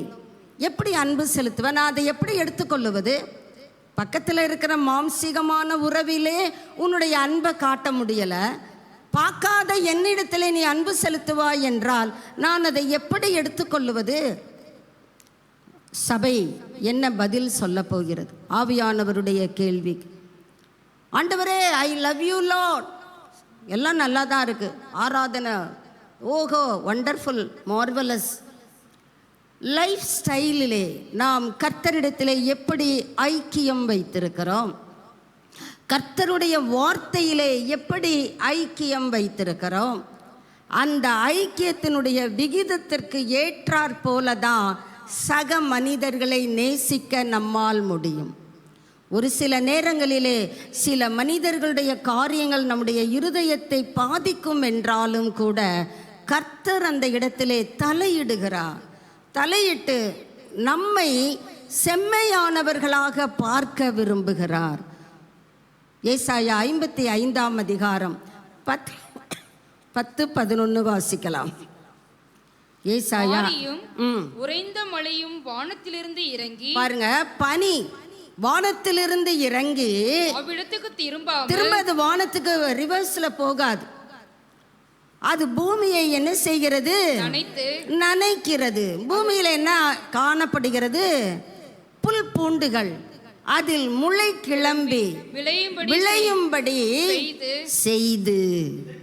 செய்து கர்த்தர் விளைய செய்கிற தேவன். கொரிந்திய சபையிலே அங்கே ஒரு குழப்பம் ஏற்படுகிறது. நான் பவுலின் கட்சி, நான் அப்பல்லோவின் கூட்டம். அவர்களுக்கு பவுல் சொல்லுகிறார், பவுல் யார், அப்பல்லோ யார்? ஒருத்தன் விதைக்கிறான், இன்னொருத்தன் தண்ணி பாய்ச்சுறான். ஆனா விளைய செய்கிறவர் கர்த்தர் அல்லவா? அந்த பனி இறங்கி விளைய செய்கிறது. விளையும்படி செய்து விதைக்கிறவனுக்கு விதையையும் புசிக்கிறவனுக்கு எதை கொடுக்கிறது? ஆகாரத்தையும் எப்படியோ அப்படியே என் வாயிலிருந்து புறப்படும் வார்த்தையும் இருக்கும். அது வெறுமையாய் அவரிடத்துக்கு என்ன செய்வதில்லை, திரும்புவதில்லை. ஒரு பனியே வந்து வானத்திலிருந்து இறங்குது, திரும்ப நான் ரிட்டர்னுக்கு வானத்துக்கே போறேன்னு சொல்லி அது போறதில்லை. மழை பெய்கிறது, மழை பாதியில பெஞ்சிட்டு திரும்ப அப்படி மேலே போறதை பார்த்துருக்கோமா? பூமியை அது நனைக்கிறது. பூமி அது காய்ந்து போய் கிடக்கிற வனாந்தரம் போல இருக்கிற அந்த பூமியின் உஷ்ணத்தை தணிவிக்க வேண்டும் என்றால், குளிர்விக்க வேண்டும் என்றால் அந்த மழை பூமியை நனைக்க வேண்டும். அப்படியாக கர்த்தருடைய வார்த்தை நம்முடைய இருதயம் ஆங்காங்கே உஷ்ணத்தினால் கருகி போய் கிடக்கிறது. அது என்னங்க உஷ்ணத்தினால் எங்க உள்ளம் கருகி போய் கிடக்கிறது? ஏமாற்றங்கள். நான் இதெல்லாம் எதிர்பார்த்தேன், எனக்கு அது கிடைக்கலையே. ஒருவேளை ஏமாற்றத்தோடு தேவனுடைய பிரசன்னத்திலே காணப்படலாம். ஐயோ, நான் இதெல்லாம் நடக்கும்னு நினச்சேங்க, 2024 வரைக்கும் நினச்சேன், 25லும் 2 மாதங்களை கடந்து விட்டேன். ஏமாற்றம், குடும்பத்திலே அமைதியற்ற சூழ்நிலை. நான் எங்கே போய் பகிர்ந்துக்கிறது? ஷேரிங் கூட எனக்கு ஆட்கள் இல்லை. ஒருவேளை அப்படி வேதனை உன் உள்ளத்தில் இருக்குமானால் கர்த்தர் உள்ளத்தை பார்க்கிறவர். ஒரீஸ், கவலைகள், ஒன்றுக்கும் கவலைப்படாதன்னு கர்த்தர் சொல்லியிருக்கிறார். அது பிலிப்பிய சபைக்கு, எங்களுக்கு கிடையாது. எங்கள் வேலையே கவேலை தான். கவேலைப்படுறது தான் எங்கள் வேலையே. அது எப்படிங்க கவலைப்படாமல் இருக்க முடியும்? எதையாவது ஒன்று இல்லாதது ஒன்று எடுத்தாவது கவலைப்படணுமா இல்லையா? அப்போ தான் வாழ்க்கை நல்லா போய்கிட்டு இருக்கும். அது நம்ம ஆண்டவர் சொல்லுகிறார், ஒன்றுக்கும் கவலைப்படாத. ஆனால் அந்த மனித உள்ளங்கள் கவலைகளினாலே சூடடைந்து இருக்கிறது, அனலினாலே காய்ந்து போயிருக்கிறது. கர்த்தர் உனக்கு தான் சொல்றாரு, அவர் விடாய்த்த பூமிக்கு பெருங்கன்மலையின் நிழலை போன்றவர். விடாய்த்து போன ஆத்துமாவே, கர்த்தர் உனக்கு சொல்றாரு, அவரே உனக்கு நிழலாய் இருக்கிறவர். நிழல் எப்படிங்க இருக்கும்? கனகனா இருக்கும். வெயிலின் அருமை நிழலுக்கு போனாதான் தெரியும். அந்த நிழலை போல கர்த்தர் சொல்லுகிறார், நான் உனக்கு பனியை போல இருப்பேன். உங்க உள்ளம் பயங்கரமாக தகித்து போய் வந்திருக்கிறீங்க. எதில்? ஸ்ட்ரெஸ், மன அழுத்தங்கள். யார்கிட்ட போய் சொல்கிறது? நான் எனக்குள்ளே வச்சு திணிச்சுக்கிட்டு இருக்கிறேன். மன அழுத்தங்களினாலே ஒரு சிலருடைய இருதயம் அனலாய் வேதனையோடு காய்ந்து போய் வறண்டு போய் வெடிப்புள்ள தொட்டிகளாக காட்சியளிக்கிறது. சில உள்ளங்கள் ஆங்ஸைட்டிஸ், கவலைகள், பாரங்கள். எனக்கு இது இல்லையே, இது எப்போ கிடைக்கும், எப்போ கிடைக்கும், கிடைக்கும், கிடைக்காதா, எனக்கு கிடைக்காதா? அந்த ஏக்கங்களினாலே உள்ளம் வறண்டு போய்விட்டது. குழப்பங்கள். இப்படி நடக்க காரணமே இல்லையே, எனக்கு தான் இப்படி நடக்குது. உங்களுக்கு நடக்குதா? குழப்பங்கள். எனக்கு தாங்க இப்படி நடக்குது. நான் கர்த்தருக்குள்ள போய்கொண்டே இருக்கிறேன். நேற்று ஒரு வாலிப பெண்ணை சந்திக்கும்படியாக கர்த்தர் தருணம் கொடுத்தார். அந்த தாய் சொல்கிறாங்க, என் பிள்ளை ஜெபிக்கிற பிள்ளை. காலையில் எழும்பின உடனே அவள் பைபிள் தான் வாசிப்பா, அப்புறம்தான் டீயே குடிப்பா. அவளுடைய வாழ்விலே திருமணம் நடைபெற்றது. என்ன காரணம், குழப்பம் தெரியலை. வாழ்க்கை முடிந்து விட்டது. பையன் வேணான்னு சொல்லிட்டான். ஏன்னு கேட்டால் ஆமான்றான். ஏன்கிற கேள்விக்கு அவனுடைய விடை எது? ஆமாம், ஆமாம், வேண்டாம். அந்த தாய் குழம்பு. ஏன்? என் பிள்ளை கர்த்தரை தேடுகிற பிள்ளை தானே. அவளுடைய கேள்வி அதுதானா.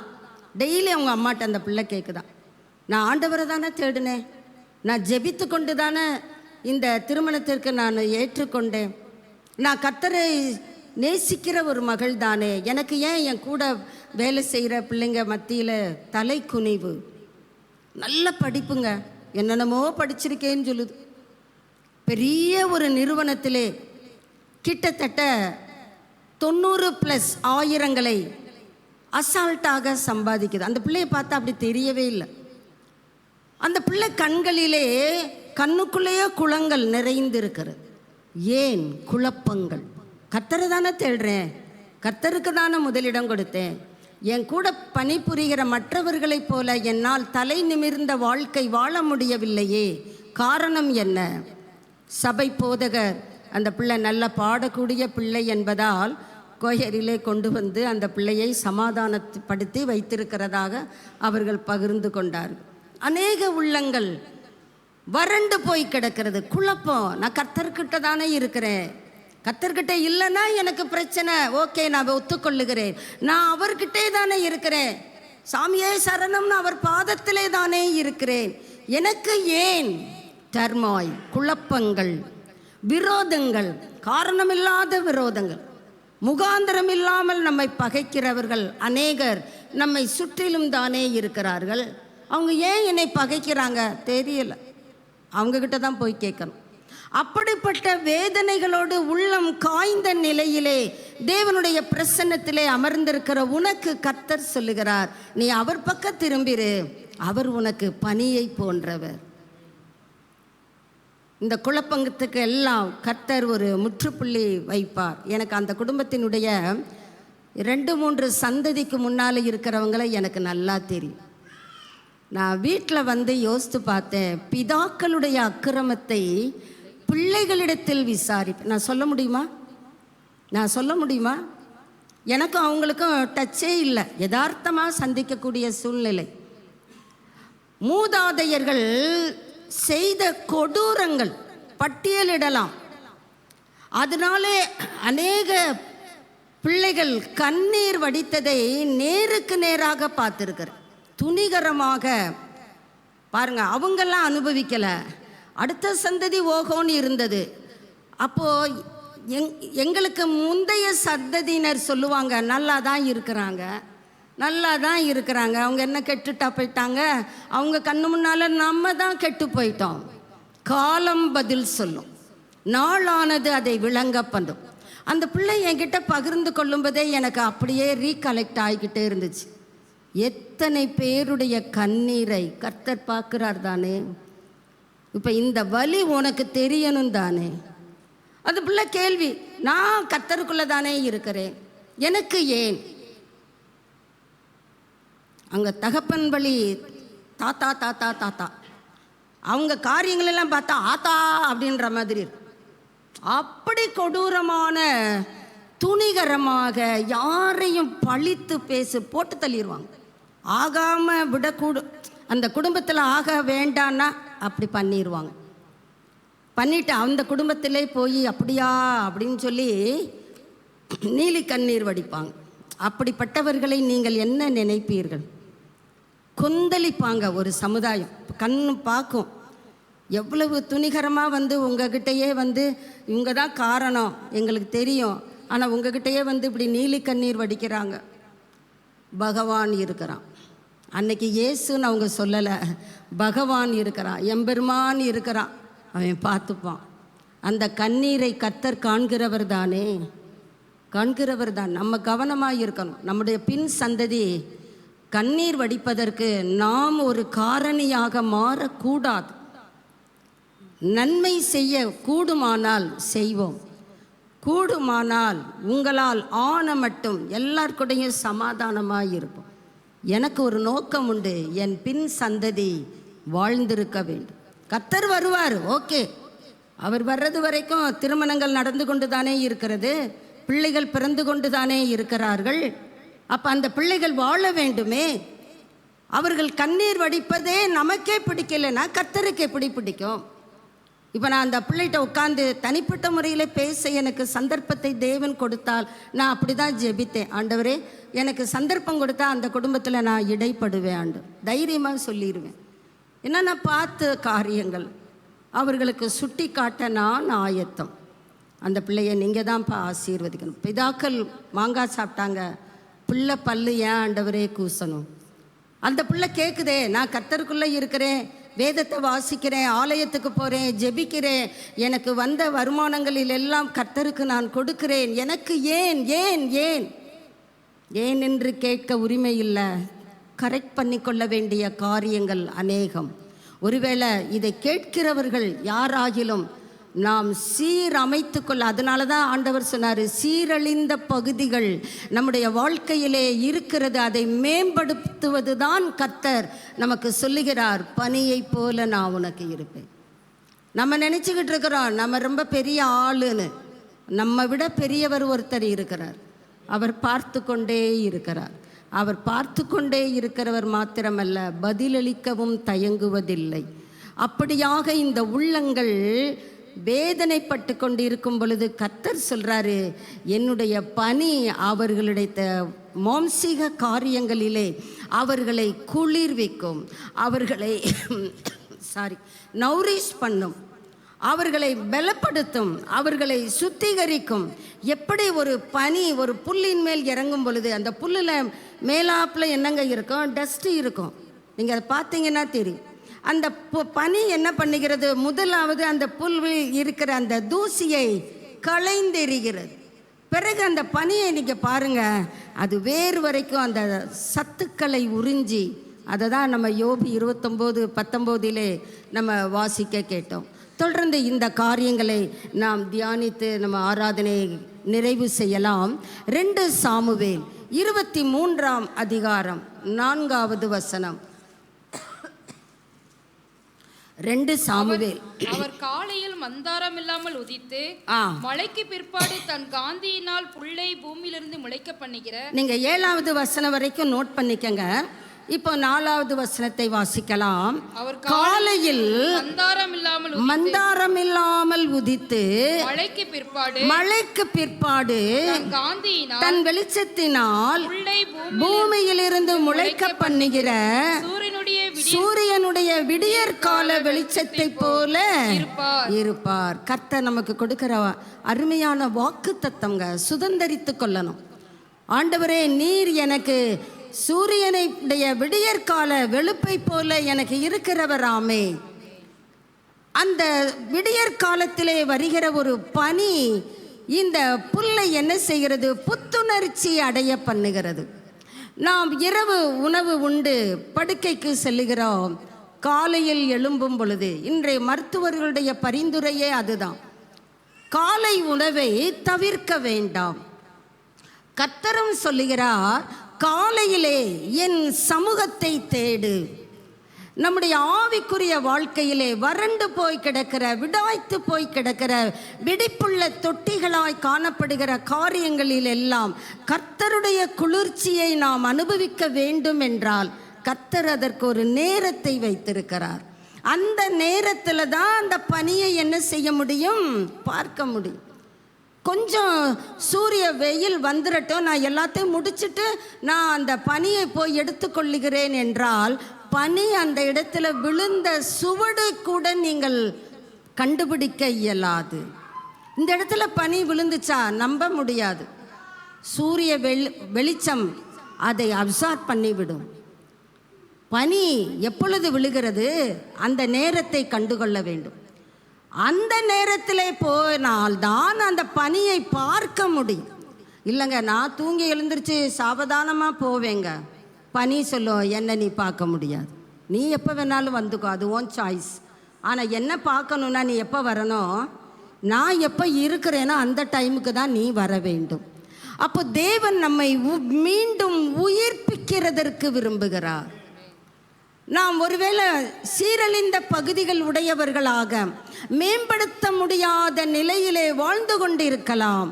கர்த்தர் சொல்லுகிறார், நான் உனக்கு பனியை போல இருப்பேன்பா, கவலைப்படாத. உன் வாழ்க்கையில் செத்து கிடக்கிற காரியங்களை மீண்டும் உயிர் பெற செய்கிற வல்லமை எனக்கு மாத்திரம்தான் உண்டு. அந்த வல்லமையை நீங்களும் நானும் அனுபவிக்க வேண்டுமே.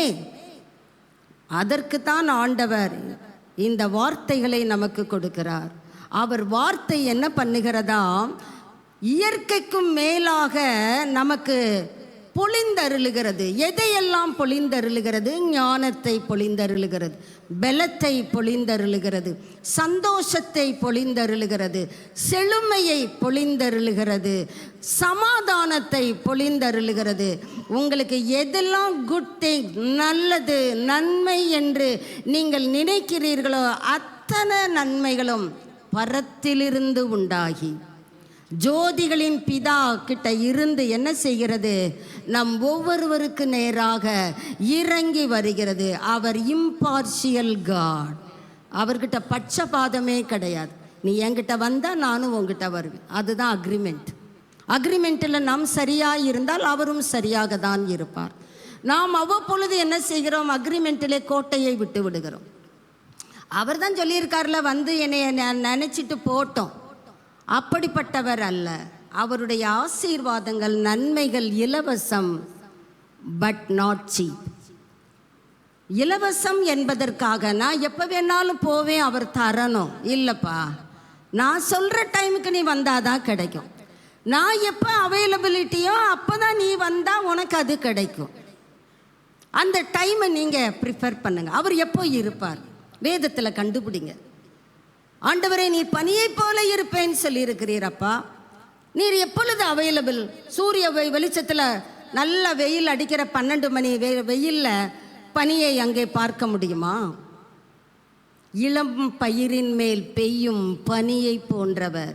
அவர் ஒரு டைம் வச்சிருக்கிறார். அந்த டைமில் நம்ம தான் போகணுமே தவிர அவர் கீழே இறங்கி வர மாட்டார். உனக்கு பனியை போல இருப்பேன்னு சொல்கிறதே பெரிய விஷயம்.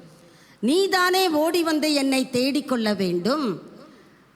107ஆம் சங்கீதம் 20வது வசனத்திலே அவர் தம்முடைய வார்த்தையாகிய பனியை அனுப்பி நம்மை குணமாக்கி நம்மை அழிவுக்கு தப்புவிக்கிறார். உனக்கு நோய் வந்துச்சா, அப்படியே மடிந்து போ, அப்படி சொல்லுகிறவர் நம்முடைய தகப்பன் அல்ல. நாம் நன்றாயிருப்பதற்கு என்னைக்கு? எந்நாளும். அதுதாங்க நம்முடைய பரமபிதாவினுடைய விருப்பம். எந்நாளும் நீ மாத்திரம் அல்ல, உன் தலைமுறையும் நன்றாயிருக்க வேண்டும். நன்றாயிருப்பதற்கு நீ என்ன பண்ணணும்? பனிக்கிட்ட வந்து பார்க்கணும். பனி எங்கே இருக்குது, எந்த டைமில் கிடைக்கும். அந்த டைமில் நீங்கள் பனியை போன்றவரை பார்ப்பீர்களானால் அவருடைய தரிசனம் உங்கள் ஒவ்வொருவருக்கும், நம் அனைவருக்கும் நிச்சயமாக உண்டு. ஏசாயா 9ஆம் அதிகாரம் 8வது வசனம். ஆண்டவர் யாக்கோபுக்கு ஒரு வார்த்தையை ஒரு வார்த்தை. அது என்ன ஒரு வார்த்தை? 2-3 வார்த்தையெல்லாம் தரமாட்டாரோ? அந்த ஒரு வார்த்தைக்குரிய ஆசீர்வாதங்களை நம்ம அனுபவிக்கிறதற்கே 7 பிறப்புகள் வேண்டும். அந்த அளவிற்கு நன்மைகள். ஒரு வார்த்தையை அனுப்பினார், அது பனியை போல இறங்கிற்று. யார் மேல? யாக்கோபா இருந்தவர் இப்ப எங்க வந்துட்டாரு? இஸ்ரவேலா மாறிட்டார். அந்த வார்த்தை என்ன அர்த்த புஷ்டியுள்ள வார்த்தை! இதெல்லாம் நம்ம கண்ணுக்கு இந்த வசனமெல்லாம் தெரியாது. யாக்கோபுக்கு வார்த்தையை அனுப்பினார். எத்தன், ஏமாற்றுபவன். ஒருவேளை நீ அப்படி இருக்கலாம்.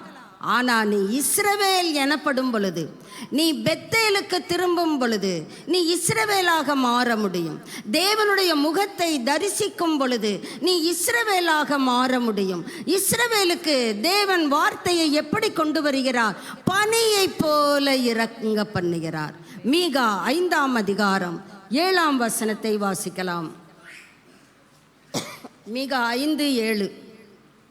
யாக்கோபிலே மீதியானவர்கள் யாருங்க? இப்பதானங்க யாக்கோபை குறித்து நம்ம பார்த்தோம். யாக்கோபிலே மீதியானவர்கள் கர்த்தராலே வருகிற பனியை போலவும் மனுஷனுக்கு காத்திராமலும் மனுபுத்திரருக்கு தாமதியாமலும். யாக்கோபிலே மீதியானவர்கள். இந்த மீதியானவர்கள் என்கிற பதம் நம்முடைய இருதயங்களிலே பரிசுத்த ஆவியானவரால் எழுதப்படட்டும். கர்த்தராலே வருகிற பனியை போல அநேக ஜனங்களின் நடுவிலே இருப்பார்கள். கர்த்தர் ஏதோ ஒரு மூலையில் உன்னைய அப்படியே ஒதுக்கி தள்ளுகிறவர் அல்ல. நீ மீதியானவராய் இருந்தால், நீ யாக்கோபாய் இருக்கலாம், இஸ்ரவேலாய் மாறினால், கர்த்தராலே வருகிற பனியை போல, பூண்டுகள் மேல் வருகிற மலைகளைப் போல அநேக ஜனங்களின் நடுவிலே ஓரத்தில் வைக்கிற தேவன் அல்லங்க. நடுவில் இருந்தால் எல்லார் கண்ணும் உங்களை தான் பார்க்கும்.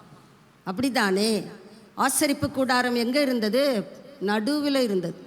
ஆசரிப்பு கூடாரத்தை சுற்றிலும் கோத்திரங்கள் 12 தங்களுடைய கூடாரங்களை அமைத்து கொண்டன. மோசே அங்கே தேவனோடு உறவாட தேவனுடைய பர்வதத்தில் ஏறி போகும் பொழுது ஒவ்வொரு கோத்திரத்தாரும் ஒவ்வொரு குடும்பத்தாரும் அவங்க வீட்டு வாசற்படியில் வந்து நிற்பாங்க, பார்ப்பாங்க. நடுவில் ஆண்டவர் உங்களை நடுவில் வைக்கிறவர். அப்படி போ, ஓரத்தில் இரு. அது மனிதன், மனுக்குலம் சொல்லும், போ அப்படி போ, போ இங்கே போய் உட்காரு, ஓரத்தில் இரு. இதெல்லாம் மனுக்குலம். ஆனால் கர்த்தர் சொல்றாரு, உன்னை நடுவில் வைப்பேன். யார் நடுவில்? அநேக ஜனங்களின் நடுவிலே நீ மீதியானவராய் இருக்கிறாயா என்பதை உன்னை நீயே பரிசோதித்துக்கொள். 65ஆம் சங்கீதம் 10வது வசனம். 65:10. அதன் வரப்புகள் தனியத்தக்கதாய், வரப்புகள் தனியத்தக்கதாக அதன் படைச்சால்களுக்கு தண்ணீர் இறைத்து அதை மழைகளால் கரைய பண்ணி. பாருங்க, பனியாகிய மழைகளால் அதை என்ன பண்ணுகிறார்? கரைய பண்ணி. அப்ப அதுல ஏகப்பட்ட கட்டி கட்டியா அந்த மண் கட்டிகள் இருக்கின்றன. அதை மழைகளால் கரைய பண்ணி அதன் பயிரை கருகலாக்கி விடுகிறார். உங்க பைபிள் என்னங்க எழுதப்பட்டிருக்குது? ஆசீர்வதிக்கிற கர்த்தர். நான் உனக்கு பனியை போல இருப்பேன். அதுக்கு நம்ம ஒர்த்தாக வாழ்கிறோமா என்பதை வேத வசனத்தின் வெளிச்சத்திலே சற்று ஆராய்ந்து கொள்ளுவோம். 68ஆம் சங்கீதம் 9வது வசனத்தை வாசிக்கலாம். தேவனே சம்பூரணம், அபண்டன்ஸ். நம்ம அதை தான் 2 மாதங்களாக நம்ம காலங்களிலே தியானித்தோம். growth, beauty, strength, value, delight எல்லாத்திலையும் கர்த்தர் பூரணமாய் ஆசீர்வதிக்கிறவர். அது என்ன பூரணம்? சம்பூரணம். சம்பூரண மழையை ஒருவேளை உங்க உள்ளம் நம்ம பார்த்த அந்த அனல்களினாலே, ஃப்ரஸ்ட்ரேஷன்ஸ், ஏமாற்றங்கள், டர்மாயில், குழப்பங்கள், ஆன்சைட்டிஸ், வருத்தங்கள், பிரயாசங்கள், ஒரீஸ், கவலைகள், இதுல என் உள்ள வாடி போய் கிடக்குது. ஆண்டவர் சொல்றாரு, இளைத்து போய் வந்திருக்கிறாயோ? உன்னை கர்த்தர் என்ன செய்கிறார்? திடப்படுத்துகிறவர். உன்னை கர்த்தர் திடப்படுத்தும்படியாக தான். ஏன் நீ இளைத்து போய் வந்திருக்கிற? ஏன் இப்படி இளைச்சிட்ட? கர்த்தர் கேட்கிறார். நீ எங்கெல்லாம் இளைத்து போயிருக்கிறாய்? வேத பகுதியிலே, வேத தியானிப்பிலே இளைத்து போய் விட்டாயோ? ஜெபத்திலே இளைத்து போய் விட்டாய்? எப்போதும் போதும் ஜெபம் பண்ணதெல்லாம் இனி உலகத்துக்கு கொஞ்சம் நேரத்தை கொடுத்து கொள்ளுகிறேன். இளைத்து போன சுதந்திரத்தை கர்த்தர் தம்முடைய பணிகளால் திடப்படுத்துகிறவர். 72:6 வாசிக்கலாம். சங்கீதம் 72:6. புல் அறுப்புண்ட வெளியின் மேல் பெய்யும் மழையை போலவும் பூமியை நனைக்கும் தூறலை போலவும் அவர் இறங்குவார். பனியை போல உங்க வாழ்க்கையிலே இறங்குகிற கர்த்தர். வேதத்திலே ஒரு உதாரணத்தை பார்த்து நம்ம கடந்து செல்லலாம். அருமையான 2 ராஜாக்கள். 2 பேருமே, ஒரு ராஜா தகப்பன், அடுத்த ராஜா மகன். இருவருக்குமே கர்த்தர் பேசுகிறார். இருவருமே கர்த்தருடைய சத்தத்தை கேட்டு வளர்ந்தவர்கள். நமக்கெல்லாம் ரொம்ப பரிச்சயமானவர்கள் தான். தகப்பன் தாவீது, மகன் சாலமோன். இந்த தகப்பன் என்ன செய்கிறான்? அவனுடைய கோல், அவனுடைய நோக்கம் எது என்றால், to be with God, to be at peace with God. தேவனிடத்திலே நான் சமாதானமாய் இருக்க வேண்டும். வாழ்க்கையிலே அவன் தவறினானா? ஆம், தவறினான். ஒரு பெண் ஸ்நானம் பண்ணும் பொழுது கூட அவனுடைய எண்ணங்கள் அவனுடைய ஜீவியத்தை தடுமாற பண்ணின. அதன் நிமித்தம் கர்த்தருடைய கரத்திலிருந்து கிடைத்த அடிகளால் அவன் சோர்ந்து போனவன். அவன் மகனும் எப்படிப்பட்டவன் நமக்கு நன்றாக தெரியும். இந்த தகப்பனை குறித்து கொஞ்சம் பார்க்கலாம். 2 சாமுவேல் 23:1-7 வரைக்கும் நீங்கள் வாசித்துக்கங்க. அதுக்கு முதல் வசனத்தில் தாவீது ராஜா என்ன சொல்லுகிறார்? தன்னுடைய கடைசி நாட்களிலே பேசப்படுகிற கடைசி வார்த்தைகள். ஒருத்தர் மரித்து விட்டார் என்றால் இன்னும் சொன்னாங்களா, பேசுனாங்களா, என்ன சொன்னாங்க? பத்திரமெல்லாம் எங்கே இருக்குன்னு சொன்னாங்க, கொடுத்தாங்களா, கையெழுத்து வாங்கிட்டியா, அட்லீஸ்ட் பெருவரல்லையாவது இங்க தடவி பதிவு பண்ணியா? ஆனால் தாவீது பேசின கடைசி வார்த்தைகள் கர்த்தரை குறித்த மேன்மையான காரியம். நீங்கள் அந்த 7 வசனத்தையும், நமக்கு நேரம் இல்லை, நீங்கள் மனதிற்குள்ளே துரிதமாக வாசிக்கிற, நமக்கு வீட்டில் வாசிக்க முடியலைனாலும் இப்போ நீங்கள் அமைதலாக மனதிற்குள்ளே வாசித்து பாருங்கள். கர்த்தர் கர்த்தர் கர்த்தர்னா அவனுடைய வாயிலிருந்து வருகிற பதங்கள். எனக்கு கர்த்தர் இப்படி இருப்பார், என்னை ஆசீர்வதிப்பார். அவன் சொல்கிறான் பாருங்க, தாவீது என்னும் புருஷன் மரணிக்கிற சமயத்தில் அவன் சொல்கிறான், எங்கள் அப்பா ஈசாய், அவன் பிள்ளை தாவீது, நான் சொல்றது என்ன? கர்த்தருடைய ஆவியானவர் என்னை கொண்டு பேசினார் த்ரூ மீ. என்ன போல்டு பாருங்க. காரணம், அவன் சறுக்கி விழுந்த சம்பவங்கள் இருக்கலாம், ஆனால் அவன் கர்த்தருடைய இருதயத்திற்கு ஏற்றாற் போல தன்னை திருத்தி கொண்டவன். சீரழிந்த பகுதிகள் அவனிலே உண்டு, ஆனால் கர்த்தருடைய போதனையினாலே அவன் அதை மேம்படுத்தி கொண்டான். ஒரே ஒரு காரியம் அவன் என்ன செஞ்சான்? நானும் அதை செய்ய போறேன். 84ஆம் சங்கீதம் 10வது வசனம், 84:10. நம்மெல்லாம் அடிக்கடி அந்த வார்த்தைகளை சொல்லுகிறோம். 1000 நாளை பார்க்கிலும் பிரகாரங்களில் செல்லும் ஒரே நாள் நல்லது. அப்போ இந்த தாவீது பொழுது போகலையா? வேலையில்லாத விஐபியா? நம்ம அப்படி தானே சொல்கிறோம். ஜெபம் பண்ணுறவங்கெல்லாம் விஐபிஸ், வேலையில்லாத பசங்க. அவங்களுக்கு பொழுது போகலை, அவங்க போய் ஜெபிக்க வேண்டியதா. நீ வீட்டில் வேலையை பாரு, ஆகிறத பாரு, ஆகிறத பாரு, பிழைப்பை பாரு. அப்படிப்பட்டவர்களுக்கு இந்த தாவீது சொல்லுகிறான் பாருங்க. ராஜா எருசலேமை தலைநகராக கொண்டு இஸ்ரவேல் ராஜ்யம் முழுவதுக்கும் இவன் ஒருத்தன் தான் ராஜா, கர்த்தரால் அபிஷேகம் பண்ணப்பட்டவன். அவன் சொல்றான், நீர் தானே என்னை இந்த ராஜ பட்டத்தில் உட்கார வச்சிருக்கிறீர். எவ்வளோ வேலை இருக்கு தெரியுமா? சாப்பிட கூட நேரம் இல்லை. நான் சாப்பிட உட்காந்தா அங்கே ஒரு 10 பேர் நிற்கிறான். ஐயா ராஜா, என் காரியத்தை விசாரி, எனக்கு தீர்ப்பு சொல்லு, நியாயம் சொல்லு, நீதி சொல்லுன்னு வந்து நிற்கிறான். சாப்பிட கூட விட மாட்டேங்கிறான். அவன் சொல்ல முடியும் என்றான், முடியும் தானே. ஆனால் அவன் சொல்றான், 1000 நாளை பார்க்கிலும் தேவனே உம்முடைய பிரகாரங்களில். அந்த நாட்களிலே மகாபரிசுத்த ஸ்தலத்துக்குள்ள தைரியமா வந்துட முடியாது. இன்னைக்கு நீங்களும் நானும் மகாபரிசுத்த ஸ்தலத்துக்குள்ளே தரோஃபேராக இருக்கிறோம். கர்த்தருடைய கிருபை, இயேசுவினுடைய இரத்தம், அவர் நம்மோடு கொண்டிருக்கிற உடன்படிக்கையின் தாக்கங்கள், நாம் மகாபரிசுத்த ஸ்தலத்திலே நிற்கிறோம். ஆனால் தாவீது உள்ள வர முடியாது. அவுட்டர் கோர்ட், வெளிப்பிரகாரம். அதை தான் சொல்றான், உம்முடைய பிரகாரங்களில். வெளியே தான் சர்ச்சு கேட்டு மூடி இருக்கு. நம்ம உடனே என்ன சொல்லுவோம்?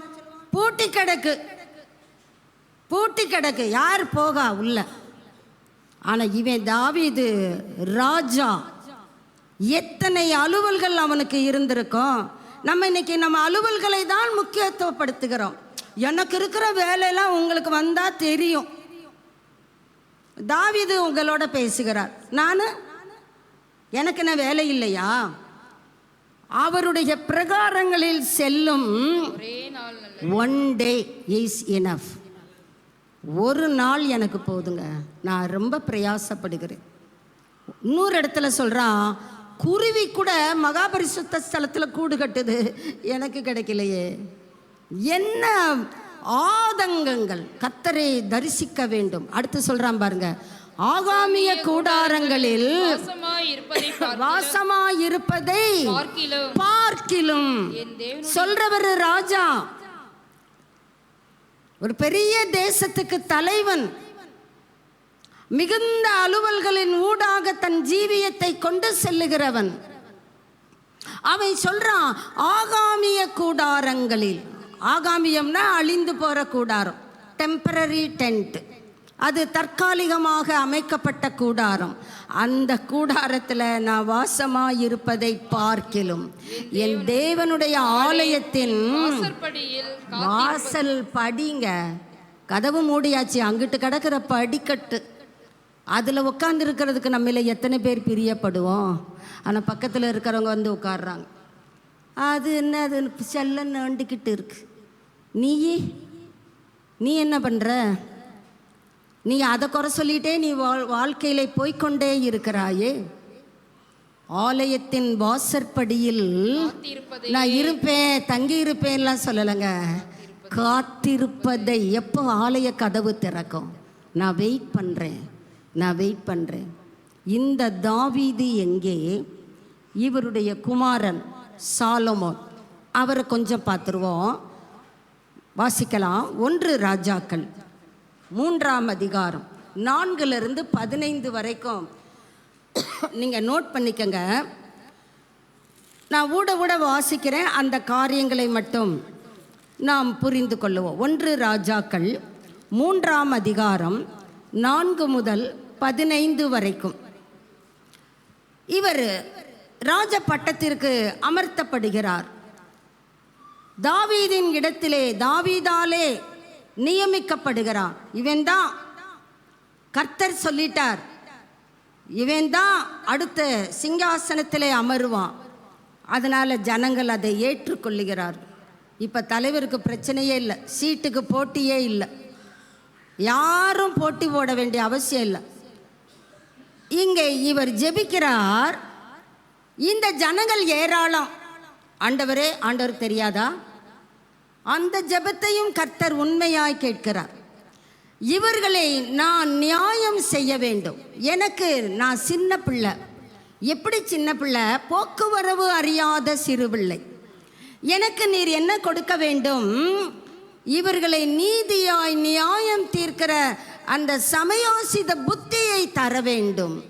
கர்த்தருக்கு ரொம்ப ஆச்சரியமாயிடுச்சு. எதோ கேட்பான்னு பார்த்தேன். எங்கள் அப்பாவை இந்த சீமையை தூசித்தான், அவனை உண்டில்லன்னு ஆக்கிறணும் ஆண்டவரை, ஏதாவது ஒன்று சொல்லுவான்னு பார்த்தா ஒன்றுமே சொல்லலை. என்ன அற்புதமான காரியத்தை இவன் கேட்கிறான். ஜனங்களை நியாயம் விசாரிக்க எனக்கு ஞானத்தை தந்தரலும். அப்படியா? நீ கேட்ட ஞானத்தையும் தருகிறேன், கேளாத ஐஸ்வர்யத்தையும் கனத்தையும் மேன்மையையும் உனக்கு நான் தருகிறேன். அப்படின்னா இந்த சாலமோன் அதை தக்க வைத்திருக்க வேண்டும் தானே. தாவீது கஷ்டப்பட்டு தேவனுடைய பிரசன்னத்தை காத்து கொண்டான். ஆனால் மகன் சாலமோனுக்கு எளிதிலே கேட்டவுடனே ஜபத்துக்கு பதில், அதுவும் அபரிமிதமாய் கிடைக்கிறது. ஞானத்தை தான் கேட்டான், கேட்காததையும் சேர்த்து தர்றேன். நம்ம அநேகர் அப்படித்தானே ஜெபிப்போம். கேட்டதையும் கேட்க மறந்ததையும் எங்களுக்கு தந்தருளும்படி ஜெபிக்கிறோம் பிதாவே.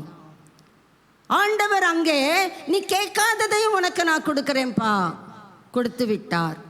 இப்போ அப்படியே அதே 1 ராஜாக்கள் 3ஆவது அதிகாரத்திலேருந்து 11ஆவது அதிகாரம் வரைக்கும் இவர் லைஃப் அங்கே ஆடிக்கொள்ளுகிறது, ஊசலாடுகிறது. பாருங்க, 11க்கு வந்து விடலாம்.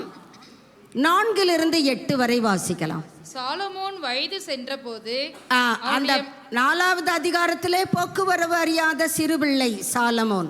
11ஆவது அதிகாரத்துக்கு வரும் பொழுது முதிர்ந்த வயதிற்கே வந்து விடுகிறான்.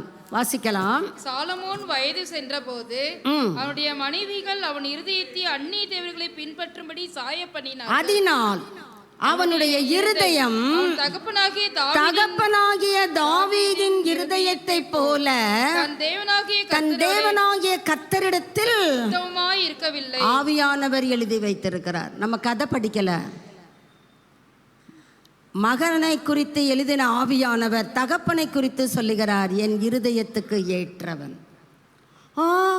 அவன் ஒரு லேடி குளிக்கிறதையே பார்த்து பொல்லாதது செஞ்சான், அவன் தான் உங்க இருதயத்துக்கு ஏற்றவனா? இவன் மகனை, அதாவது ஒன்று, இது பட்டியல் நீண்டு கொண்டல்லவா போகிறது. உத்தமமாயிருக்கவில்லை. அடுத்து பாருங்க, 5வது வசனத்தினுடைய கடைசியை பாருங்க. சில விக்கிரகங்களுடைய பெயர்களை கர்த்தர் சொல்லி அந்த விக்கிரகங்களை சாலமோன் பின்பற்றினான். தாவீதுக்கு வந்த துன்பங்கள் சாலமோனுக்கு இல்லைங்க. சவுல் துரத்தி அடிக்கிறான். எங்க ஒளிஞ்சிருந்தாலும் அவனுக்கு தகவல் போய்விடுகிறது. அப்படியாப்பா, அந்த தோவைக்கு நம்ம கூட தானே இருந்தான், அவன் போய் மேட்ரு சொல்லி கொடுத்துட்டான் போல. பரவாயில்ல. ஒவ்வொரு இடத்திலும் கர்த்தரை சார்ந்து கர்த்தருடைய பலத்தை பெற்றுக்கொண்டவனாக அவன் ஒரு இடத்துல சொல்லுகிறான், அழுகையின் பள்ளத்தாக்கை உருவ நடந்து. என் வாழ்க்கை முழுசா அழுகங்க. நான் ராஜா, ஆனால் என் பையன் அப்சலோமுக்கு நான் பயந்து ஓட வேண்டியதாக இருக்குது. செருப்பு கூட போடாமல் ஓட வேண்டியதாக இருக்குது. செருப்பு போட்டு ஓடினாலும் கொஞ்சம் வேகமாக ஓடலாம், வெறுங்கால்ட்டு ஓடுகிறான். சாலமோனுக்கு அந்த பிரச்சனையே இல்லைங்க. எல்லாருமே இவனை கனம் பண்ணுகிறார்கள், மதிக்கிறார்கள். அந்த கனமும் அந்த மேன்மையும் இவனுக்கு ஒரு மேட்டிமையை தான் தந்ததே தவிர, அநேக ஸ்திரீகள் விக்கிரகங்களை வழிபடும்படி இவன் இருதயத்தை சாய பண்ணினார்கள் என்று கர்த்தரே எழுதி வைத்திருக்கார். அவர் 2 தடவை எச்சரிக்கிறார், வேணாப்பா, வேணாம், விக்கிரகம் வேண்டாம், நான் அருவருக்கிறேன். விக்கிரகங்கள் வீண், விக்கிரகங்கள் ஒர்த்லெஸ், லைஃப்லெஸ். அதையே நீ ஃபாலோ பண்ற, பார்த்துக்கலாம். நம்மள மாதிரி பாருங்க. 6வது வசனத்தினுடைய கடைசி பகுதியிலே கர்த்தரின் பார்வைக்கு பொல்லாததை செய்தான், அருவருப்புகளை பின்பற்றுகிறான். அவன் இருதயம் தாவீதின் இருதயத்தை போல உத்தமமாயில்ல. தாவீதின் இருதயம் கர்த்தரை பூரணமாய் பின்பற்றினது. ஆனா இவன் பொல்லாப்பானதை செய்ய கர்த்தரை விட்டு விட்டான். He forsook God. கர்த்தரை கைவிட்டு விட்டான். அவர் கிட்ட நம்ம திரும்பும் பொழுதுதான் அவர் நம் பக்கம் திரும்புவார். அவரை விட்டு விட்டால் அவர் நம்மையும் விட்டு விடுவார். சாலமோன் சரியான உதாரணம். 7ஆம் வசனத்தின் கடைசி பகுதிக்கு வருவோம். விக்கிரகங்களை வழிபடுவது மாத்திரமல்ல, விக்கிரகங்களுக்கு மேடைகளை கட்டுகிறான், தோப்புகளை உண்டாக்குகிறான். பாருங்க 9 அந்நிய தேவர்களை பின்பற்ற வேண்டாம் என்று 2 விசை கர்த்தர் எச்சரிக்கிறார். இவன் இருதயம் என்னாகிறது? கர்த்தரை விட்டு தன் இருதயத்தை திருப்பி. தாவீது எங்கே? சாலமோன் எங்கே? நம்மை சுவாரஸ்யமாக கர்த்தர் ஆசீர்வதிக்க விரும்புகிறார். நம்ம லேசா கர்த்தரிடத்துல சில நன்மைகளை பெற்றுக்கொண்டவனே தலைக்கால புரியாம கர்த்தரை விட்டு எங்கேயோ காணாம போயிடும். அப்ஸ்காண்டட், அங்க கொஞ்சம் எழுதி வைக்கலான்னு நினைக்கிறேன். இத்தனை பேர் அப்ஸ்காண்டட். ஏன்னா கொஞ்சம் பேராக இருக்கிறதுனால ஈஸியாக எல்லாருக்கும் தெரிஞ்சிடும். அப்ஸ்காண்டடா? ஏன்னா அவமதிக்கிறதற்கு அல்ல, தேடி பிடிச்சி தேவ சமூகத்தில் கொண்டு வர்றதுக்கு தான். நாம் அழிந்து போகாதபடிக்கு சீரழிந்து போன பகுதிகளை நம் வாழ்விலே கர்த்தர் நமக்கு சுட்டி காட்டும் பொழுது அவைகளை மேம்படுத்துவது தான் கர்த்தருடைய விருப்பம். அதனால தான் சொல்றாரு, நான் உனக்கு பனியை போல இருப்பேன். அப்போ இந்த பனி எப்பொழுது காணப்படுமோ அப்பொழுது அவரை நாம் தேடினால், சாலமோன் அல்ல, தாவீதை போல நம்முடைய வாழ்க்கையிலே கர்த்தர் நம்மை உயர்வாய். பாருங்க, தாவீதின் குமாரன் என்று மத்தேயு 1 வசனத்திலே வாசிக்க முடியும். ஆபிரகாமுடைய குமாரன் யாரு? ஈசாக்கு தானே சொல்லப்படணும். கர்த்தருக்கு கணக்கு தெரியாதோ? பிள்ளைங்க பேரு அவர் மறந்துட்டாரோ? ஆபிரகாமின் குமாரன் சொல்லிட்டு தாவீதின் குமாரன் ஆகிய இயேசு கிறிஸ்துவினுடைய வம்ச வரலாறு என்று எத்தனை மேன்மைப்படுத்துகிறார் தாவீதை. தலைகளை தாழ்த்துவோம். கர்த்தர் நமக்கு பனியை போல இருக்க வேண்டும் என்றால் நாம் எப்படி கர்த்தருடைய பார்வையிலே காணப்படுகிறோம்? சற்று சிந்தித்து பார்ப்போமே. Seek intimacy with God every day. தேவனோடு நெருங்கிய தொடர்பு வைத்துக் கொள்ளும்படியாக நாம் தேடுவோம்.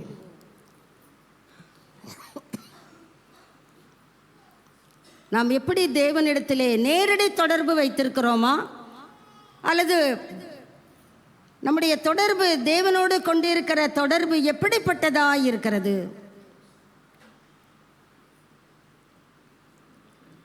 அனுதினமும் அவரை தேடுகிறோமா? கர்த்தரை கண்டடைய தக்க சமயத்தில். பனி எப்போ இருக்குமோ அப்போதான் பனியை நாம் பார்க்க முடியும்.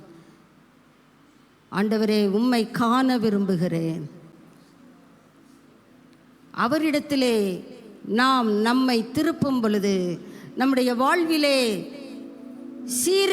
கெட்டுப்போய் கிடக்கிற காரியங்களை, ஏமாற்றங்கள், கவலைகள், ஆதங்கங்கள், மன அழுத்தங்கள், குழப்பங்கள், விரோதங்கள், இவைகளினால் என் உள்ளம் தவித்து போய் வந்திருக்கிறேன். அருமையான ஆத்துமாவே, கர்த்தர் உனக்கு சொல்லுகிறார், உனக்கு நான் பனியை போல இருப்பேன். கர்த்தர் பக்கம் திரும்பினால், மீதியானவர்களிலே ஒருவராய் நீ வாழ்ந்தால், தேங்க்யூ லார்ட். கர்த்தரை ஸ்தோத்தரிப்போமே. அவருடைய சத்தம் நம்முடைய செவிகளிலே துணித்திருக்கும் தானே. ஆவியானவரே, பனியை போன்றவரே, என் மீது இறங்கும் ஐயா. Come down on us Lord. என்னுடைய தனிப்பட்ட வாழ்க்கையிலே கிடக்கிற அசுத்தங்கள் எல்லாம் பனியாகிய ஆவியானவரால் களைந்தெறியப்படட்டும் ஐயா, மேம்படுத்தப்படட்டும் ஐயா. உன்னையும் என்னையும் கர்த்தர் சீராக்குவதுதான் விரும்புகிறார், மேம்படுத்ததான் விரும்புகிறார். உபாகமம் 28:1 கடைசியிலே வாசித்து பார்த்தால், கர்த்தர் உன்னை மேன்மையாக வைப்பார். இன்று கர்த்தர் உனக்கு சொல்லுகிற காரியங்கள் எல்லாவற்றிலும் நீ கவனம் செலுத்துவாய் என்றால், கர்த்தரும் கவனமாக உன்னை மேன்மைப்படுத்துவார். உன்னை மேன்மைப்படுத்துகிறதிலே அவர் கவனமாய் செயல்படுகிறவர். நன்றி ஆண்டவரேன்னு சொல்லுவோமா? நன்றி அப்பா, நன்றி நன்றி ஆண்டவரே. ஆச்சரியமான விதத்திலே கர்த்தர் நம்மை நடத்துகிறவர். ஹல்லேலூயா. கர்த்தரை ஸ்தோத்தரிப்போமே. என் கூட பேசி நிற்குங்கப்பா, உமக்கு நன்றி. என் உள்ளத்தோடு இடைப்பட்டு இருக்கிறீங்கப்பா, உமக்கு நன்றி. Thank you Lord. கொஞ்ச நேரம் கர்த்தரை ஆராதிப்போம். பனியை போன்றவரே, உம்மை ஆராதிக்கிறேன் சொல்லுவோம். ஹல்லேலூயா. பனி போல பெய்யும் பரிசுத்தரே, மழையாக பொழியும் ஆவியே, ஆவியே, ஆவியே, மழையாக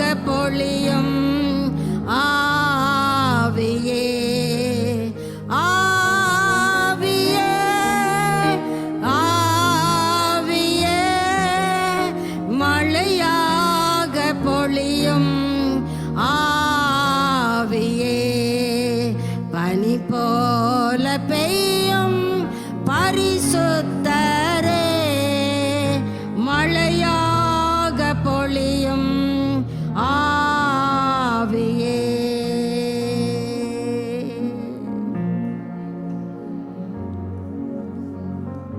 தேங்க்யூ லார்ட்.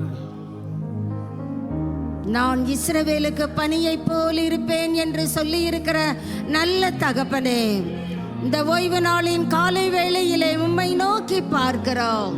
யாக்கோபுடைய சுதந்திரத்தினால் எங்களை போஷிப்பதாக சொல்லி இருக்கிறீரப்பா. உம்முடைய வாய் இதை சொல்லிற்று என்று உம்முடைய வேதத்திலே எழுதி இருக்கிறதே. நன்றி ஆண்டவரே, நன்றி அப்பா. எங்க வாழ்க்கையிலே பழுதாய் கிடக்கிற காரியங்கள் எல்லாவற்றையும் நீர் சீர்படுத்துங்க அப்பா. பனியை போல எங்கள் மீது இறங்கும் ஐயா. உம்மிடத்திலிருந்து நன்மைகளை சுதந்தரிக்க கட்டளையிடுகிறவர் ஐயா. உம்மை ஸ்தோத்தரிக்கிறோம், ஸ்தோத்தரிக்கிறோம் ஐயா. வந்திருக்கிற ஒவ்வொரு சகோதரனையும் ஒவ்வொரு சகோதரியையும் ஆவியானவர் தாமே ஆசீர்வதிப்பீராக. உம்முடைய வருகைக்கென்று நீர் ஆயத்தம் செய்கிறவர் ஆண்டவர். ஒவ்வொருவரையும் ஆயத்தப்படுத்துங்க ஆண்டவர். எல்லா தாறுமாறுகளை எல்லாம் அகற்றி போட்டு விடுங்கப்பா. அது உமக்கு ஆகும் ஆண்டவரே. எங்களை தாழ்த்தி உங்க கைகளிலே சமர்ப்பிக்கிறோம், ஏற்றுக்கொள்ளுங்க ஆண்டவரே. ஆசீர்வதித்து வழி நடத்துகிற கர்த்தருடைய கரங்களிலே ஒவ்வொரு குடும்பத்தையும் ஒப்புவிக்கிறோம். மகிமை, கனம், துதி, ஸ்தோத்திரம் அனைத்தும் ஒவ்வொரு நபர் மூலமாக உமக்கே உண்டாகட்டும். உம்மிடத்திற்கு நாங்கள் திரும்ப கூடாதபடி தடையாய் காணப்படுகிற எல்லா அந்தகார வல்லமைகளும் இருளின் ஆதிக்கமும் இயேசு கிறிஸ்துவின் நாமத்தினாலே வெளியேறுவதாக. வெளிச்சத்தின் ஆவியானவர் ஒவ்வொருவர் மீதும் வந்து இறங்குவீராக. துதி, கன, மகிமை எல்லாம் உமக்கே கொடுக்கிறோம். இயேசு கிறிஸ்துவின் நாமத்திலே ஜெபிக்கிறோம் பிதாவே, ஆமென். என் ஆத்துமாவே கர்த்தரை ஸ்தோத்திரி, என் முழு உள்ளமே அவருடைய பரிசுத்த நாமத்தை ஸ்தோத்திரி. என் ஆத்துமாவே கர்த்தரை ஸ்தோத்திரி, கர்த்தர் செய்த சகல உபகாரங்களையும் மறவாதே. ஆமென், ஆமென். நம்முடைய கர்த்தராகிய இயேசு கிறிஸ்துவினுடைய கிருபையும் பிதாவாகிய தேவனுடைய அன்பும் பரிசுத்த ஆவியானவருடைய அந்யோன்ய ஐக்கியமும் வல்லமையும் வழி நடத்துதலும் பாதுகாப்பும் இன்றும் என்றுமான சதா காலங்களிலும் நம் ஒவ்வொருவரோடும் இயேசு கிறிஸ்துவின் வருகை பரியந்தம் தங்கி இருப்பதாக. ஆமென், ஆமென். God bless you.